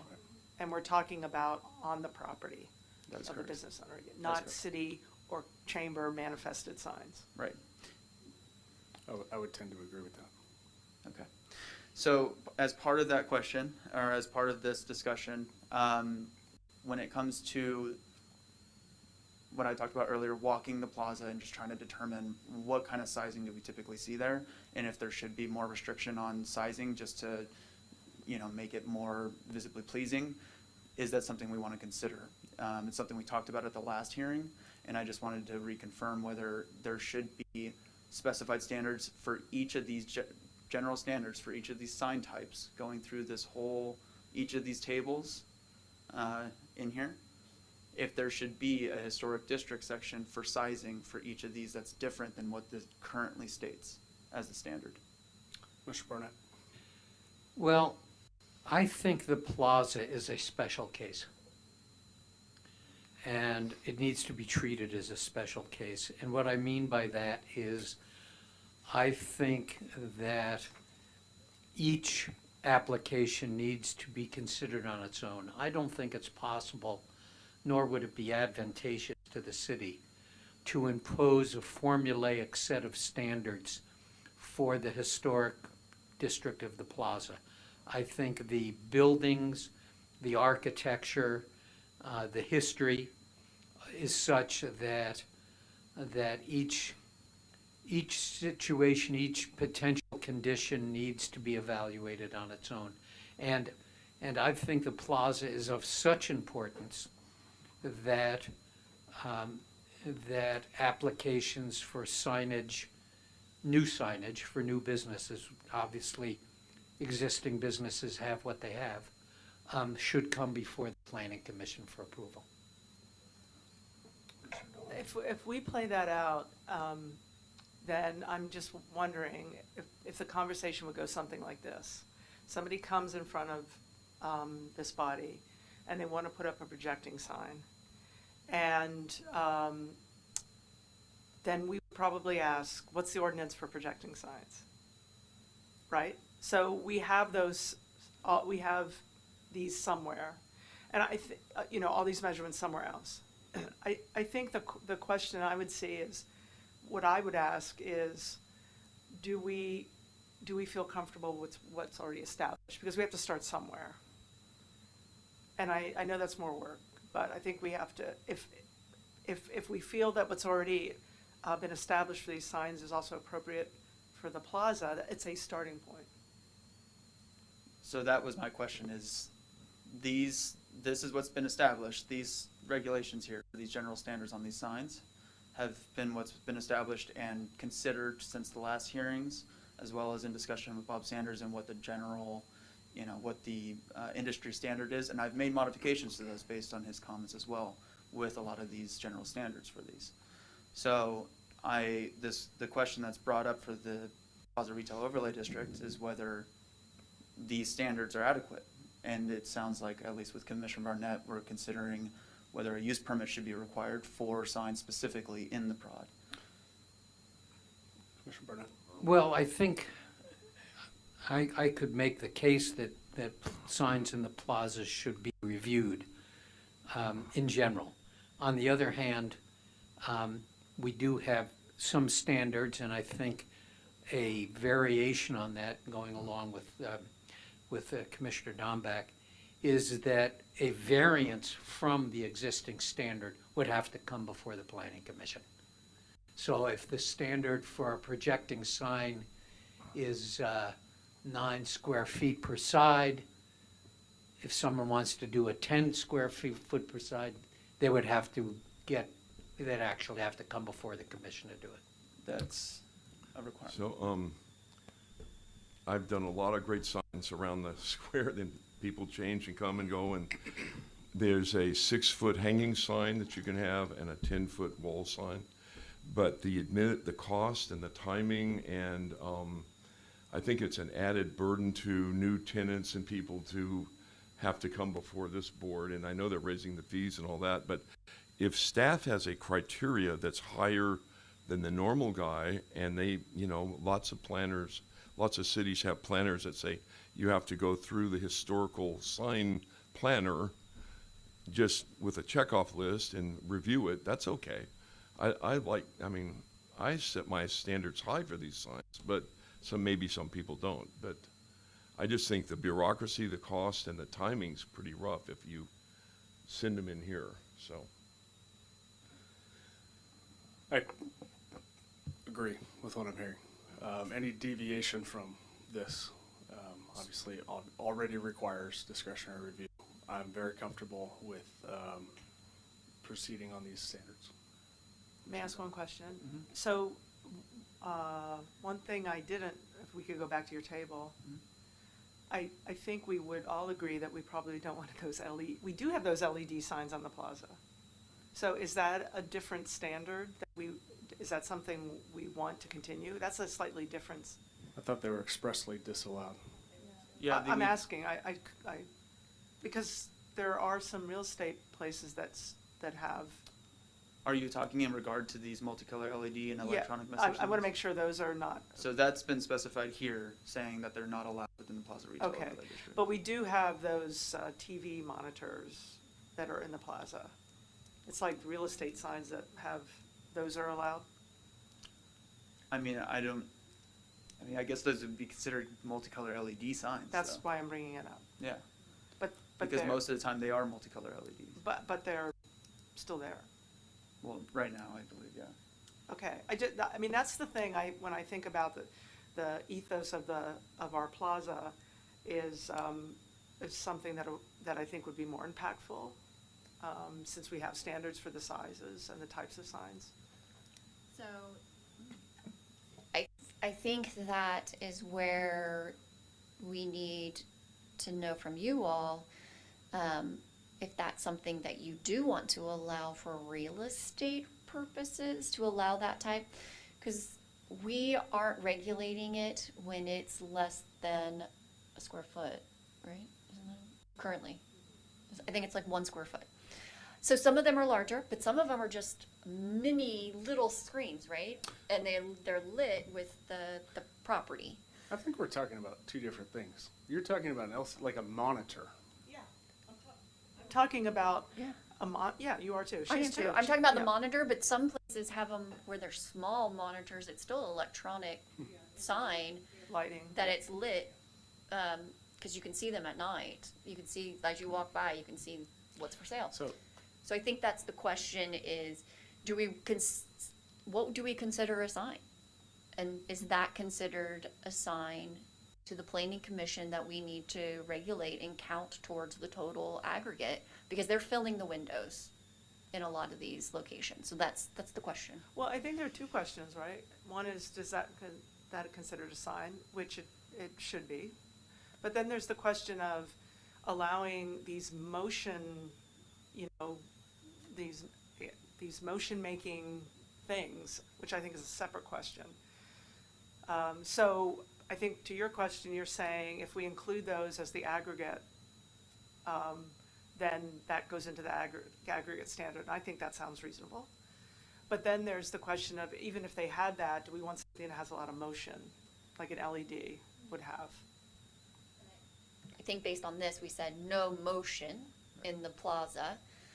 So my question, because also with the illumination, I consider that illuminated, so it needs to go off at 10 o'clock. Yeah. Right, based on what our rules are. But when you walk by them, I just want just think about it for the next time of whether or not each one of those, even if they're only small 1 square foot. So ignoring the monitor one, so we're saying no to the monitor based on this conversation that I'm understanding, but when you walk by some of these, they're just a single property, and it's about it's like an 8.5 by 11 looks like page, but it's an electronic image that's being displayed. So, and it's bright, it's an LED screen. So that's where I'm wanting to make sure we would allow it and that we would include it. We would actually measure that as a sign. I mean, I personally, those I think, how many people are, I wouldn't allow it. Okay. Because, or I'd make it part of whatever that sign aggregate is that they're allowed to have. But, you know, having those signs at 10 o'clock at night, it seems like it's a slightly different purpose than advertising a business. Commissioner Barnett. Well, I think there's 2 distinguishing features here that need to be separated. The purpose of signage is to promote, is promotion. I mean, signage is promotion. And the inclusion of a large television monitor in a window is promotion. Now, it doesn't differ in terms of the promotion of a product than somebody who puts a display of the products for sale in the store in the window. I mean, that's called merchandising, and people do it all the time. So the distinguishing feature to the LED monitors or the television monitors is that they are illuminated. And so that, to me, falls under the area of illuminated signage or illuminated promotion.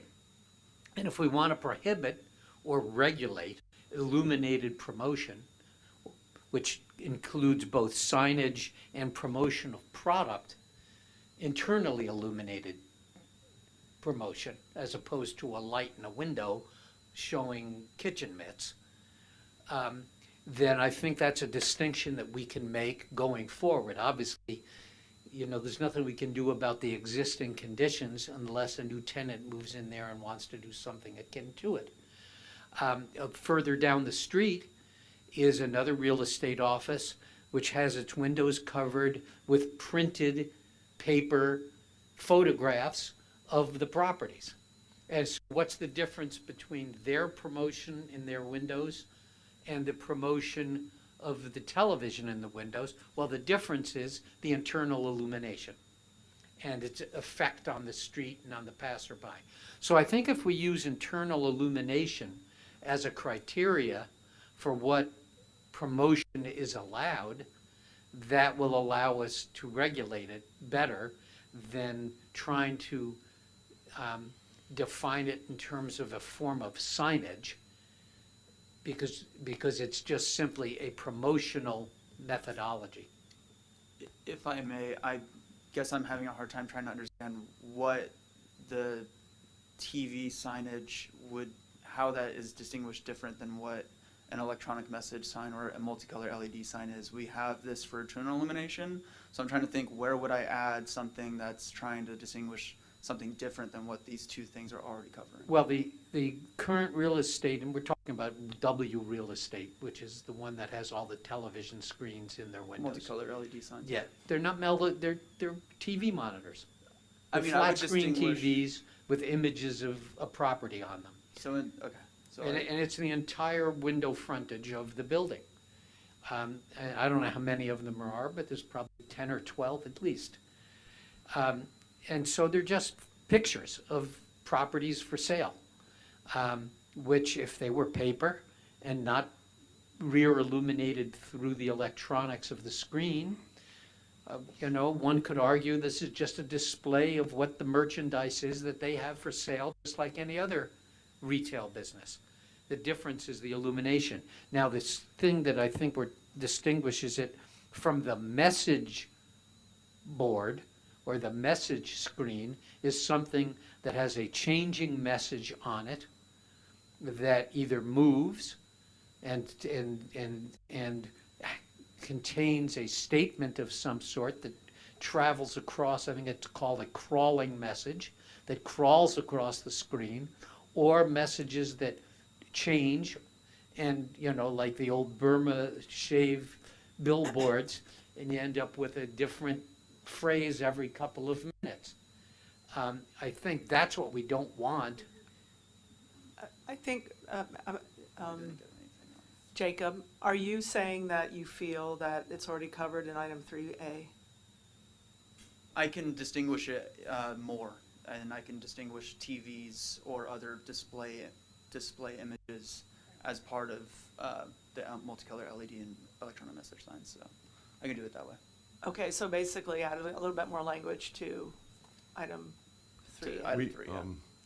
We've been doing those fire station signs, you know, for all, you know, all over the, but we came before you guys to do the community center one with an electronic reader board, and it was turned down, but of course all the residents in the neighborhood had the 80-foot screen TV in their living room. But I don't know, how are we dealing with, this is the future of a lot of pressure that, you know, we get a, you know, instead of having to slide those letters in, can we do a LED reader board? So I don't know how we're covering that, because it seems like a lot of that's I mean, I think it's only we're only talking about the plaza.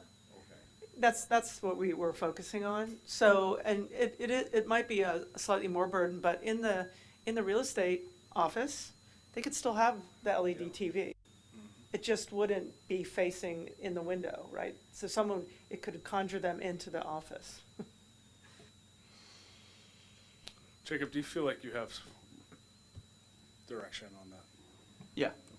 Okay, great. The last thing is just the realtor signage, and the one question I had is that what I'm doing with the realtor signage is essentially just pulling it into what's considered a portable sign here in this section for temporary signs. Portable signs will be the A-frames and the post signs that are out in front of the store. This section will be updated with information for other requirements specific to real estate signage for each of these types of signs.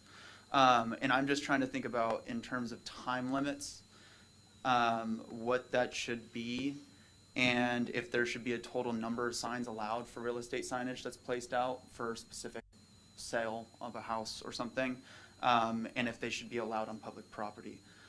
Those are the 3 questions that I had come up, because that's what other jurisdictions will typically regulate, is those 3 things. Can I ask you a question? That didn't have those sandwich board. Is that, you're going to add that to this? So sandwich boards No, are the sandwich included board for the real estate, where they put them up on the corners of streets.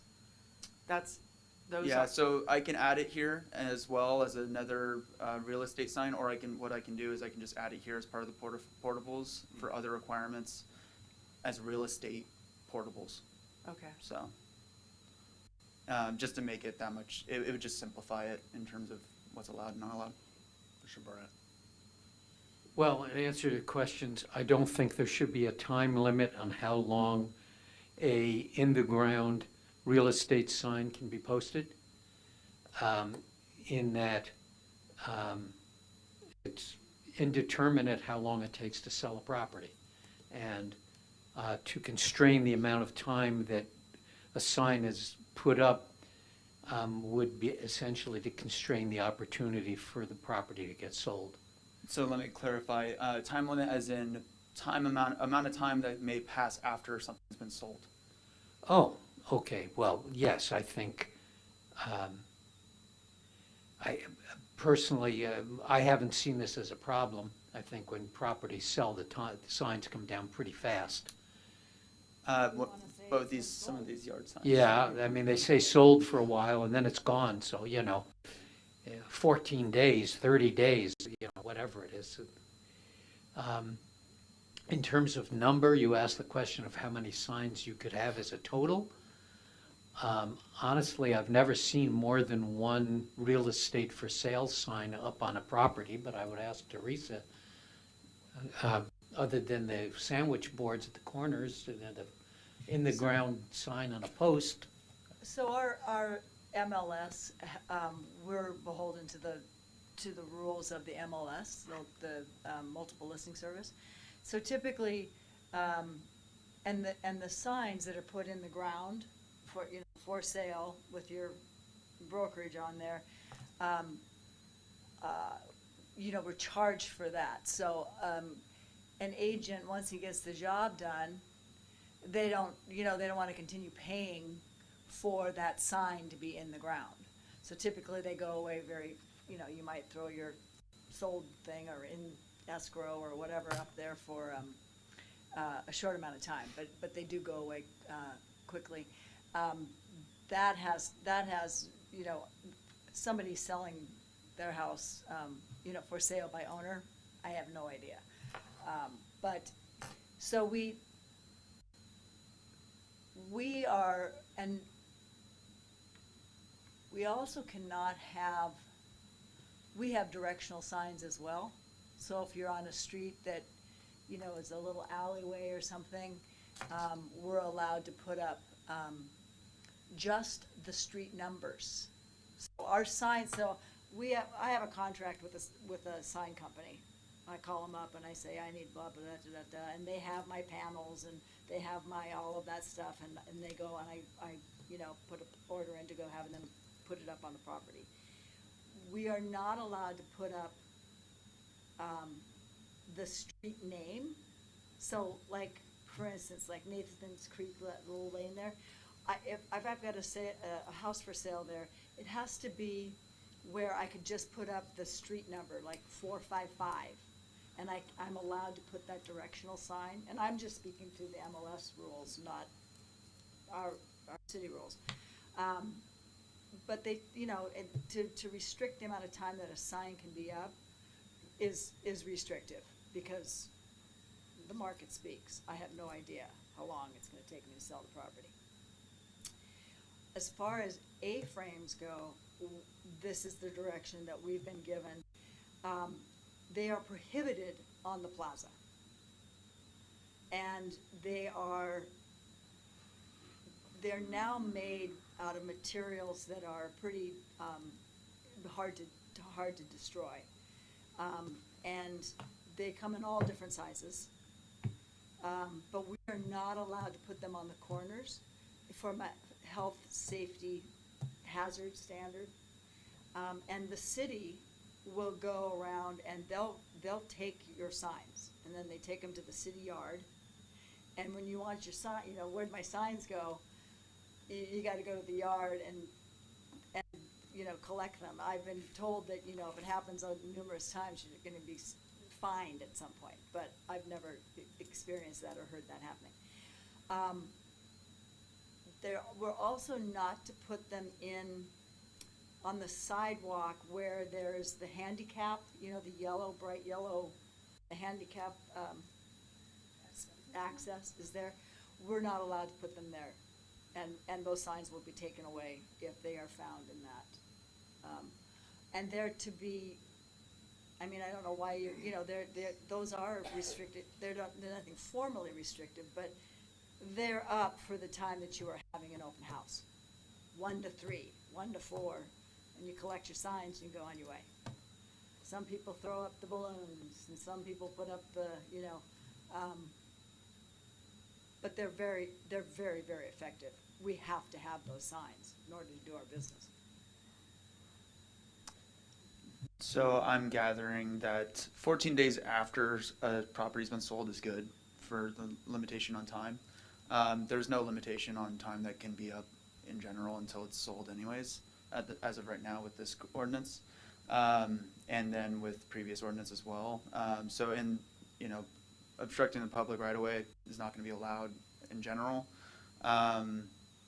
So I guess, is there, in terms of what you're understanding of what MLS says, is there a limitation on the number of signs that you may place? And is there something that the city wants to establish in terms of the amount of these, like, poke in the ground signs or A-frame signs for open houses or whatnot? It's hard for me to imagine a house wanting more than one in-ground for sale sign. I mean, well, I don't know what the purpose would be, and as an agent, you're paying for those additional signs. I think one would be adequate. I can't think of something where one would want. How about for these yard type 1 signs? These small signs here? That are just a poke in the, now, when I see something like that, I think of like political signs. I don't think of, I don't see those in real estate, unless it could be like, again, for sale by owner. They might create a for sale sign, something like that, and put it in their yard, but professional brokerages, I'm not aware of those signs being used. I'll just state that I've seen these signs in the city on multiple in places, and I've seen them in a lot of other places as well. So I just want to be clear that when we make a requirement here, that there's going to be something to state something about it. Because the only way we're going to have, if there's a code enforcement case to remove something, there needs to be some kind of requirement to follow. Do these signs that you see, do they actually have a brokerage name on them, or is it just I don't- saying for sale?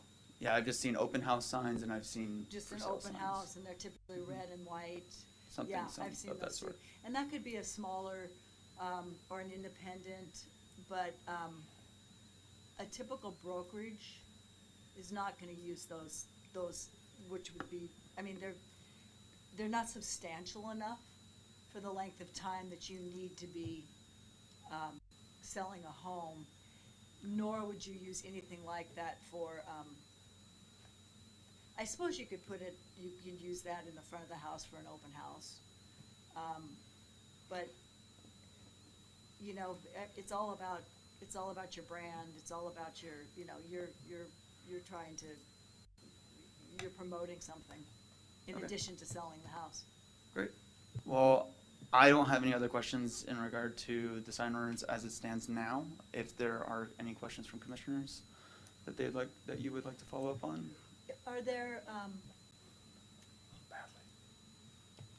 Are there restrictions on the size of the yard signs? I mean, there's the standard size that goes, you know, with the post. But like for example, on a parcel that might be raw land, or, you know, some amount of acreage, we create, you know, we have custom-made signs that are quite large, and they're sitting right there on the road promoting this vineyard or what have you. Do we have any, Does the sign standard there seem too small for that? For yard sign type 3 or type 2? it sounds pretty adequate to me. Okay. You're talking 15 square feet and 24 square feet? Yeah. Yeah, I think that's adequate. I'm very comfortable with the code here as it reads. Okay. Well, thank you. Thank you. Appreciate all your work on this, Jacob. Yeah. Bob, do you have a last? I have a thought? small request. I'm on the Sonoma League for Historical Preservation. I have to do these plaques for Robert Dimmler all the time. And I had asked for 5 square feet on a plaque, and then you left it at 3, but could we have 4 square feet? Because I have to get a lot of information on these plaques historically, and I'm doing one for the library, Carnegie Library right now, but it says 3, and I asked for 5, but I was thinking 4 would be better. Yeah, I mean, That's 2 by 2, so where is it? Historic plaques. it's in the beginning somewhere. Probably under exempt. It's probably the one case that I'd be in favor of increasing the standard size for the sign. It's good information. Yeah, no more. It has a number as 3 right I- here. I have So I one- can yeah. increase that if the commissioner would like it. I would be in favor of that. I just had one more clarification on these, on Jennifer, on a double-sided monument sign, I can have it at 32 square feet each side, or do I only get, if it's reducing it to 16 and 16 per side, I'm ending up with a 4 by 4 sign, and that's So that's less than what we get now. The commission said that they only are counting one side. Okay, great. I want to make sure. Great, thank you. Any final thoughts? Okay, and with that, I am going to call for a 7.5-minute recess.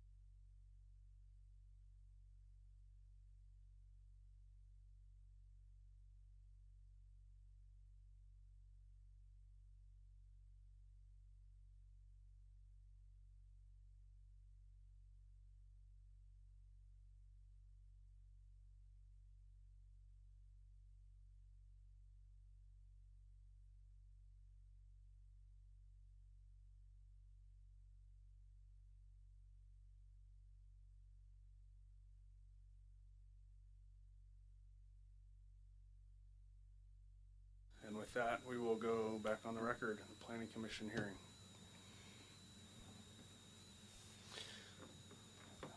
And we will move to item number 5.2 in the items for discussion portion of tonight's agenda, presentation and discussion on accessory dwelling unit ordinance update. Larry, staff report, please. So, we are behind the 8 ball on our ADU ordinance update. So it really should be an annual occurrence, given how fast the state keeps changing everything, and their requirement that our city ordinances actually comply with their state law, even though the state law applies regardless, but that's okay. So we as the city cannot make anything more restrictive than what they currently permit. So there's very little that we can touch, but we can add some clarifications as long, again, as it doesn't conflict. And so there are some specific items. We need to do a comprehensive update. As we showed you in the staff report, we have a number of bullets that were provided of some of the changes that have been made over the last few years. And so we need to bring that ordinance up to date. So we have already started that. We've provided some edits that we'll present to you next meeting. We'll bring forward to you. The ones that we're talking about today are really the simple ones, and really around the first item being definitions. We think it would be valuable to provide more definitions that are not currently defined by the state to kind of help provide some clarity. There's 2 in here that I want to, or 3, that I want to highlight. Under the current state law, bus rapid transit, major transit stop, high quality transit corridors, these are all, they are defined under state law in different sections. As they apply, it's typically, additional height allowances or no parking requirements. We technically have none of those within our city, but we've already stated that we're not going to require parking for ADUs. That is a blanket statement that the city has made policy-wise for a while now, so we're not proposing to change any of that. And I just wanted to clarify that we could define these in here, but they really don't apply to us in those cases. So I would recommend that we just leave them out because they don't impact us in any way. They don't change anything under our ordinance, unless we want them in here just so that we can say they don't apply. But I just throwing that out there.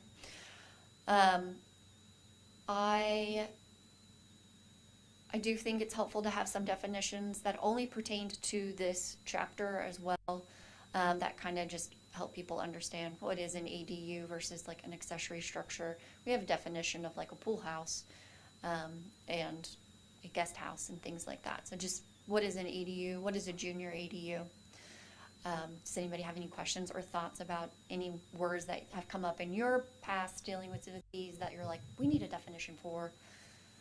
What's your definition for livable space? So we can add something to that effect. I think we do have a definition, and I can just double check what that is. But typically a livable space is going to be like the kitchen area, the family room, those types of things, but it wouldn't include like a exterior storage, like from an exterior access storage space. So conditioned space versus unconditioned space. I have a question. So is a pool house distinguished from an ADU, or can Yes. a pool house? So it definitely is. Yes. That pool house has a definition. ADU just doesn't have a definition. So we would define a little bit more of what an ADU is, difference within this specific chapter. A pool house and a guest house both have definitions because as it relates to providing bathrooms and kitchens. Okay. Any other comments around definitions? I have one question regarding number one on the JADU. So it says the proposed walls, the walls of the proposed existing, it has to be constructed within those walls. So I just want to make sure I understand that. Does that include a garage? Yes, so, Okay. junior ADUs just have to be from within your main house. So not a detached garage, that's a detached ADU. If you have a attached garage, you can cut out a portion of that garage, because there are limits on the size of a junior ADU. So like say you had a double garage, you could cut out a section of that. Other jurisdictions I've worked where basically a breezeway that may have not had finished walls would be enclosed to create that junior ADU. It already had the roof structure, it's just a matter of enclosing that space to be livable. What about if someone wanted to add an addition and make it a no, okay. So there's a limit on this total square footage that can be added with a junior ADU. It's basically like an entryway, or it's, I think, 120 square feet. I'm just asking these questions to see if they're defined. So if all of that is defined, I think It great. isn't under state law. The one that's not is number 2, which is in regards to the kitchen. So the state law used to have definitions of what a kitchen was as far as a junior ADU and what's an efficiency. So what are those minimal aspects that you need to provide? So I would recommend that we put in something around what an efficiency kitchen includes. So that way, when we're talking about a junior ADU, we're also making sure that they're getting cooking facilities instead of saying, oh, I'm just going to put one of those plug-in cooktops. That's not a cooking facility.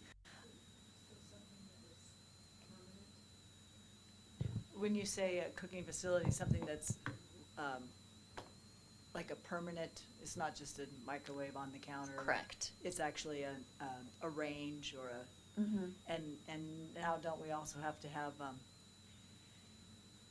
maybe if it's from a rental tenant situation, but you have to have refrigerators. Mhm.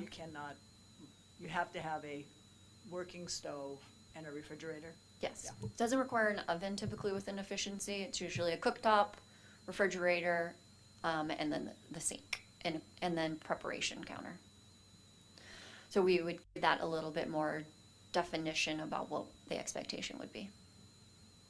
Is there any provision in this ordinance that refers to limitations of the creation of ADUs in, for example, a condominium development that is already covered by CCNRs and HOA regulations? So when it comes to, I'm trying to remember what the ADU laws and HOA and CCNRs, the cities don't enforce those. So let's say there was no provision within their CCNRs that precluded the ADU construction. I can look into specifically CCNRs, but in general, that would be considered a multifamily complex. And you could, there is a max amount of conversion of space that could be done, as well as the number of detached accessory dwelling units that could be provided with a multifamily structure. I'll look closer at the HOA. I get confused between all the laws. Some say the HOA laws apply, some say that they can't. So I'll have to look specifically to ADUs. I can't remember. And does that language need to be incorporated into this in some fashion? We can. Okay.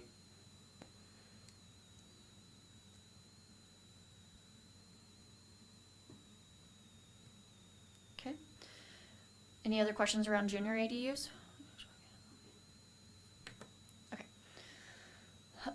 In height, it's interesting the way that the ordinance currently is written. It has a lot more specificity than the rest of our code. In the state's laws requirements for detached ADUs, when it's 4 feet setbacks, it's 16 feet in height. And then also, this is where that comment came in earlier about major transit stop and a high quality transit corridor. that there's an additional height allowance within those, but we technically don't even have these. And then also detached ADUs with multifamily is allowed to be 18 feet. Again, with those reduced setbacks, that's what that 18-foot is. If anything is attached or within not within our setbacks or required setback areas, typically we would allow it to go to whatever that zoning allowance is for that height. So it could be 2 stories, 30 feet is technically what we have most of our town. So that's where that 25-foot or a height limit. So that's our existing state requirements. The city is consistent in general with what those requirements are. What the city did was add plate height requirements, which we don't have anywhere else except for one section in our multifamily objective design standards. So we're actually recommending that 2 things. One, that it's distinct, that we're consistent with our height being measured from finished grade as it's currently written in the rest of our code. And then also that we remove a max plate height requirements for ADUs. Say that again? We would eliminate these max plate height requirements. Oh, plate height. Yes. Yes, okay. Yeah, I'm okay with that. All right. Last but not least. All right, AB 1033 went into effect on January 1st of 2024, and this allows for the separate sale and conveyance. Sebastopol recently did adopt it. However, they have not adopted what their policy is going to be around it. They just adopted the ability to do it. This basically is saying that an ADU can be sold as a condominium. And so what this law, though, does say is that this is one of the few instances in which the state has said, cities, you get to decide if you want to do this or not. And so we are not at this time proposing to do it with this current update. What we're asking you tonight is, do you want us to look more into this and present an ordinance to you in the future that would implement AB 1033 within the city? So therefore allowing ADUs to be sold separate from the single family or multifamily residents. Thoughts on that? I have a question around that because I went ahead and did a little bit of research and I sent it to you. And I think from my perspective, I mean, I'm for this, but I do appreciate the potential drawbacks. And my question is, since there's ambiguity currently in the law, what latitude does a municipality have to clarify that ambiguity with their own definitions? So for instance, this potential loophole where for-profit developers can actually forego a lot of the fees and create the ADU and then sell it for market price. Is there an opportunity for us as a city to say the only way that we'll forego the fees is if you make it 100% affordable into perpetuity, something like that? I just don't know what latitude we have to clarify that ambiguity and whether it would be legally defensible. Because if we could do that, and we could close the loopholes and help facilitate more affordable housing through these condo conversions, I think that that's not an unreasonable thing to do. Thoughts, questions? I mean, I have a concern very much along the lines of what Commissioner Dambach was saying, that this is, I mean, it's kind of like creating a de facto subdivision without the same level of scrutiny typically required of doing that. And I think a couple concerns. Removing stock from the rental, what could be available on the rental market for ADUs, is concerning. And we're talking about different stratas of people in search of housing. And, you know, to which do we want to cater more? I'm not sure. And, you know, speculate, investors could come in and they could start constructing ADUs for the purpose of resale to try to maximize, you know, and appeal to a certain market, which could be a more of a luxury market. Those are my initial thoughts on that. Anybody have anything to weigh in? Commissioner Barnett. Well, I think you highlighted the defect in this whole state strategy. You know, it's very interesting in the research I've done. If you look at the effect of the housing laws that have been passed over the last 3 or 4 years, the fact is that last year the number of housing starts in California were the same as they were 4 years ago, about 100,000. The attempt by the state to solve what they're calling a housing crisis, which I call a housing affordability crisis, has been to construct a set of laws that do nothing but help the market rate developers. They haven't provided a lot of funding for affordable housing, and they're making the assumptions. They're basically using supply side economics to solve what they see as the housing dilemma. But mostly I see them as having been captured by the profit-making, for-profit housing community. And so, you know, our hands are tied. We don't have any choice. I don't have any major comments to make about the changes that we have to make in our ADU ordinance to conform to the state requirements. They're minor. The reality is that the state is attempting to do something that isn't solving the problem. And the problem is that people can't afford to live here. They can't afford to live in California the way they used to. And I think this is going to be a major campaign issue in this race for governor. And I think that the argument about government regulation is going to come back to erode some of the traditional area of support, even from the Democratic side of things, because people can't keep up with it. They can't keep up with the laws. The laws can't even keep up with themselves, and they're contradictory. I've said in the past, you know, where we require the construction of garages and single-family houses, and then we allow the elimination of the garage for the creation of a JADU, and no replacement of the garage or the parking that's associated with it. Now, how crazy is that? To require something on the one hand, that a new single-family home have a garage, and then to pass a law that says you can eliminate the garage once you built the house? I mean, this is craziness. So, I'll stop there. I don't disagree. I mean, ADUs were originally promoted as kind of a way to provide rental housing opportunities, multi-generational housing, aging in place opportunities, and I think that separate conveyance may shift that purpose towards real estate ownership opportunities and away from housing production. And I'm just wondering, I'll turn this into a question. What levers should the city take the policy stand that ADUs should be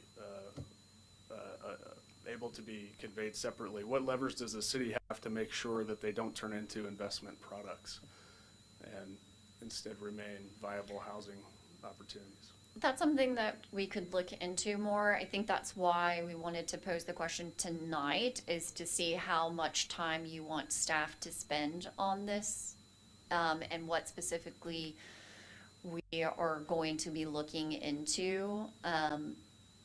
So if the question is more around what limitations that we believe that we can apply to if we did want to do a separate conveyance, maybe we look at that question first before actually looking at what a policy could look like around separate conveyance. And I mean, because the things that she's bringing back as drawbacks is some of the comments that Sebastopol has made of like, okay, now what do? We didn't have them get charged any fees and now they're able to just sell it?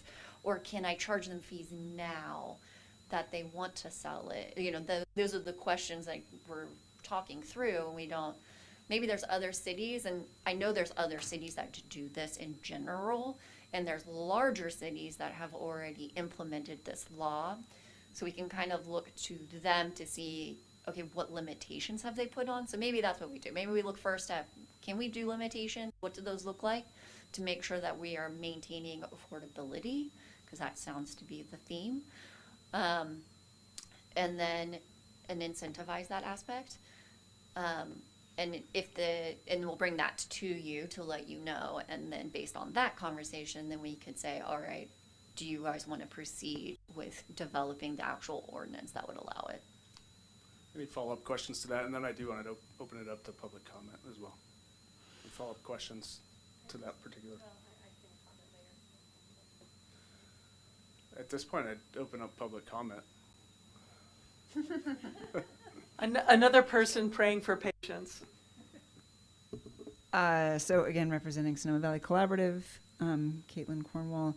I mean, this is a topic that the collaborative is really interested in, is increasing affordability and density inside the city and other urbanized parts of Sonoma Valley. And so we do have a concern that you all have raised about,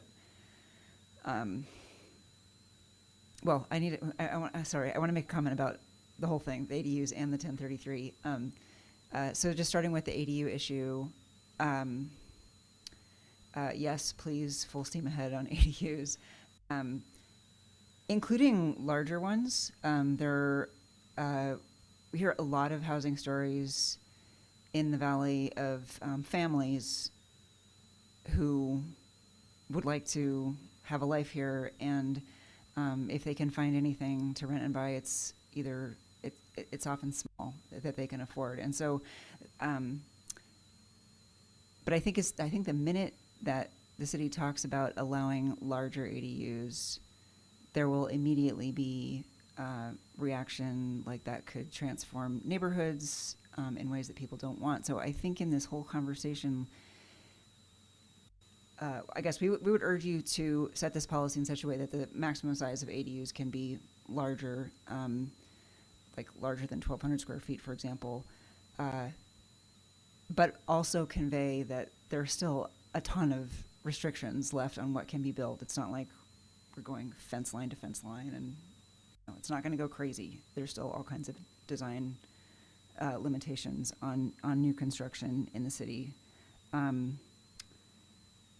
And then on impact fees, I think we want to not get in a situation where impact fees, like say for a larger ADU, are a lot more than the impact fees for a huge remodel. And we actually do want to have people choose ADUs, which allow an entire new household to live in the city, versus a big old remodel on a single family home. So I think looking at the landscape of incentives and penalties, or costs and incentives for an ADU, we want to be looking at those alongside the costs and incentives for single family units, so that we're, in a relative sense, incentivizing what we want to be incentivizing. I hope that was clear. Let's see, just a little comment or thread that came up about cooking appliances seemed a little like, I don't know why we would care whether someone cooks their dinner on a 2-burner induction plug-in appliance versus a 4-burner more expensive range. I don't know why that would matter. I mean, it seems like we should make it as easy as possible for people who can make this community work to live here, and the exact configuration of their kitchen appliances doesn't really seem that relevant. Maybe I'm missing something there, but that just struck me as off. Okay, and getting on to now AB 1033 and separate sale and everything, I think the collaborative has had the same kind of concerns that people have discussed, that you're raising, that if we can construct a separate sale set of rules that actually results in, people living here who can make a living here and contribute to the community, that's what we want. We don't want huge speculation boom. On the other hand, you know, if there are professionals who can get this stuff built and on the market, and this separate sale business is really complicated. You have to form an HOA. It's a lot of paperwork, and I can easily see there being a role for third-party businesses to help homeowners get through the process. I was at a presentation about this. There were people on the presentation from Austin that's been doing this, and I think other Texas cities also. They've been doing this like gangbusters for years, and so they have a whole ecosystem built around it. There's like nonprofits and local government staff and real estate developers who just know how to crank through the whole process pretty efficiently. So I think there's definitely stuff to learn from there. And even in California, the first city to adopt this 1033 separate sale thing was San Jose, and that's 2 years ago. So there should be a fair amount of learning from 2 years of implementation, I would hope. So I basically just agree with what Commissioner Dombeck and Commissioner Wirick said. Like, if we can do this well, then let's do it, because we just really need to take all of the paths we can to unlock the kind of small and incremental densification of our neighborhoods that we can. Thank you, and thank you for letting me go on for a while. Thank you for sticking with us. Okay. Any other thoughts from the commission? Yeah, just a comment, because the other part was questioning, is I like your plan to kind of see what we can do to firm this up in a way that works for what we're requesting and is defensible. Any other commissioner comments? Okay. I have no further comments. Do you feel like you have what you need? Wonderful. Okay, with that, we will close that agenda item and move on to director comments and announcements.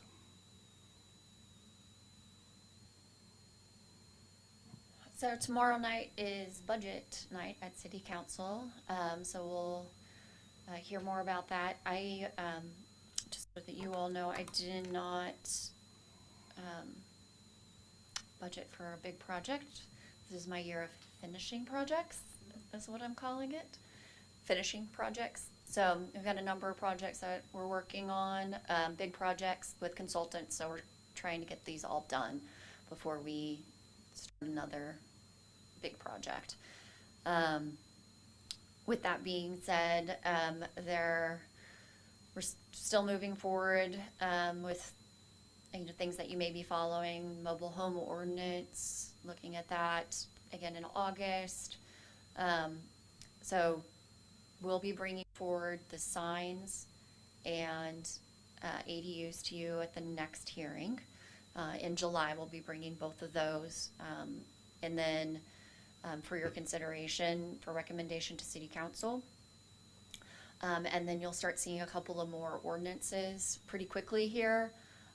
We do not have a lot of projects right now. Partially it's because we've streamlined, so that's good. But there's just not a lot of big things going on. So I don't know if you've seen them, but we have done some minor design reviews, sent out noticing, done some small postings. So the community has been appreciative of that shorter process for those. But yeah, so some things coming your way, but really not anything large right now.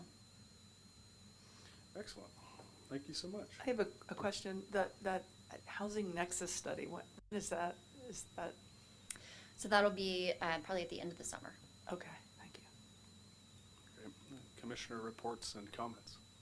Commissioner Burnett. Well, I recently heard that a property south of Four Corners at Leveroni, there's been a business there for quite some time, Sonoma County Drywall, on a property owned by Rich Merlo, which is in the county, on the west side of Broadway. It's a bit south of Broadway Market was recently acquired by a developer. I don't know what the plan is, if any. And obviously, the city has not been clued in on any plan.